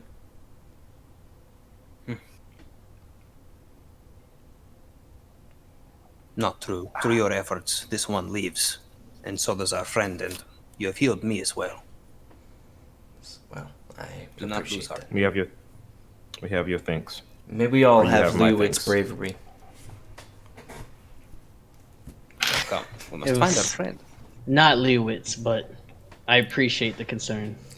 We can argue about theology later when perhaps all the gnolls are dead. Before we now go, Kith. did you secure the sword? The cursed weapon. Yes, it's secure. It Thank lays in my church now, as we speak. I'm sure it will be quite useful in fighting frost werewolves of the sort. I have not seen one, if that makes you feel any better. Not Where- primarily. No, it doesn't actually. Where do the rumors come from? Mostly adventurers who limp into town, claiming that the rest of their party or the rest of their group had been torn asunder. But I've never seen anything that didn't suggest it was just gnolls. However, Come on, we have to get Aurelius. However, seeing that large one, as she's like starting to walk away with Cobalt, she says, "However, seeing that large one, it's kind of making me question." I say lean into Miro and say the more she speaks, the more I'd rather be getting sprayed on by Loxodon instead. Let's go find the boy. I agree, but yes. Aurelius, you make it to a clearing. You see this cave that, or not a cave. You know how I mentioned there was like a pocket below previously? Well, one of these pockets dips down as the gnolls kind of like put pressure on it, and they start going down into or below the surface. The hole remains open, but it goes like this little patch, this pocket is like right in front of one of the mountain faces. Okay. I'm just gonna follow behind them, give it a couple seconds, and just kind of peek my head in. Okay. With the wolf head still. As you peek your head in, you see what looks like how to describe. There are heads on pikes all lining down this pathway. Blood like drips, or like dried and fresh blood kind of like drips and drizzles down the winding path. And there are like wooden cross like sticks, you know, like sharp spears, whatever, that kind of like cross each like every like 5 feet cross and have like one of the heads on the spears. As they walk down, you see the last one in the group. Blood still like dripping from one of the heads on the spears. He kind of like walks underneath it and like holds his head up to like try to catch it on his tongue. Okay, I'm just and then you just hear uproarious laughter, like hyena like laughter, start echoing from in front until it reaches you. Okay. I'm just gonna lift my head out and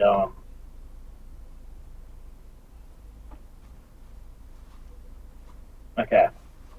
Roll me a perception check. Oh, yeah, go ahead. Oh, okay. I'll roll the check. Alright, that was a nat 2.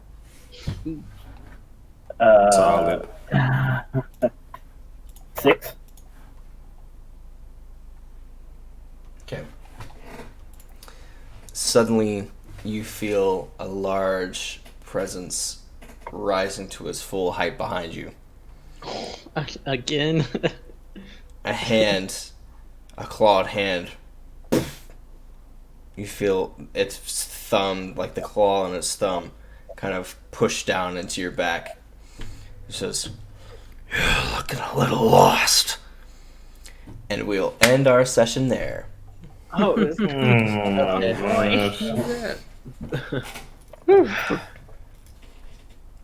the cliffhangers. Dang it, man. Yep. Yes, sir. Gotta go after him. All right. Yeah, that's all I have for tonight. Do we have any questions or comments in the chat? We'll spend the next couple minutes talking. Yeah, always the cliffhangers. That is my favorite thing. Yeah, that's Sam Brooks' trademark.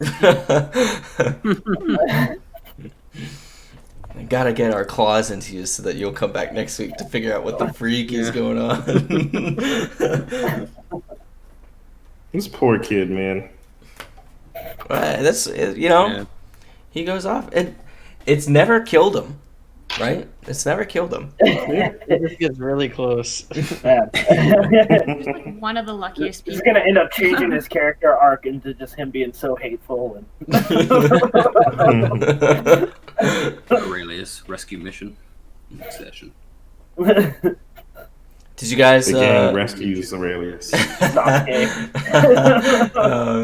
Yeah, that is kind of like the character arc, isn't it? The gang rescues Aurelius again.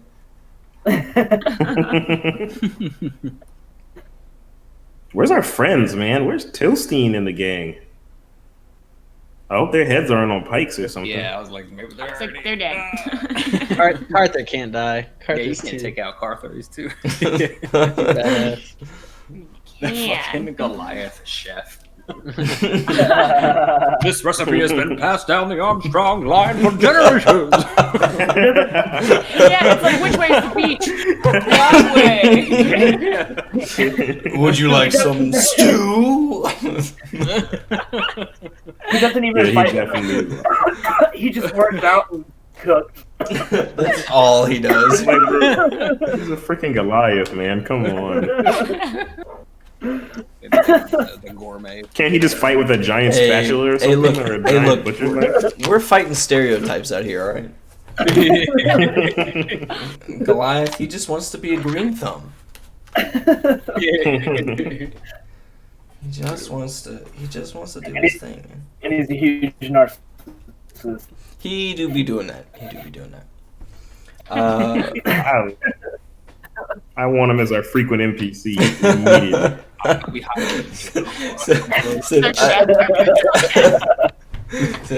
I demand him now. Yeah. He can be our 20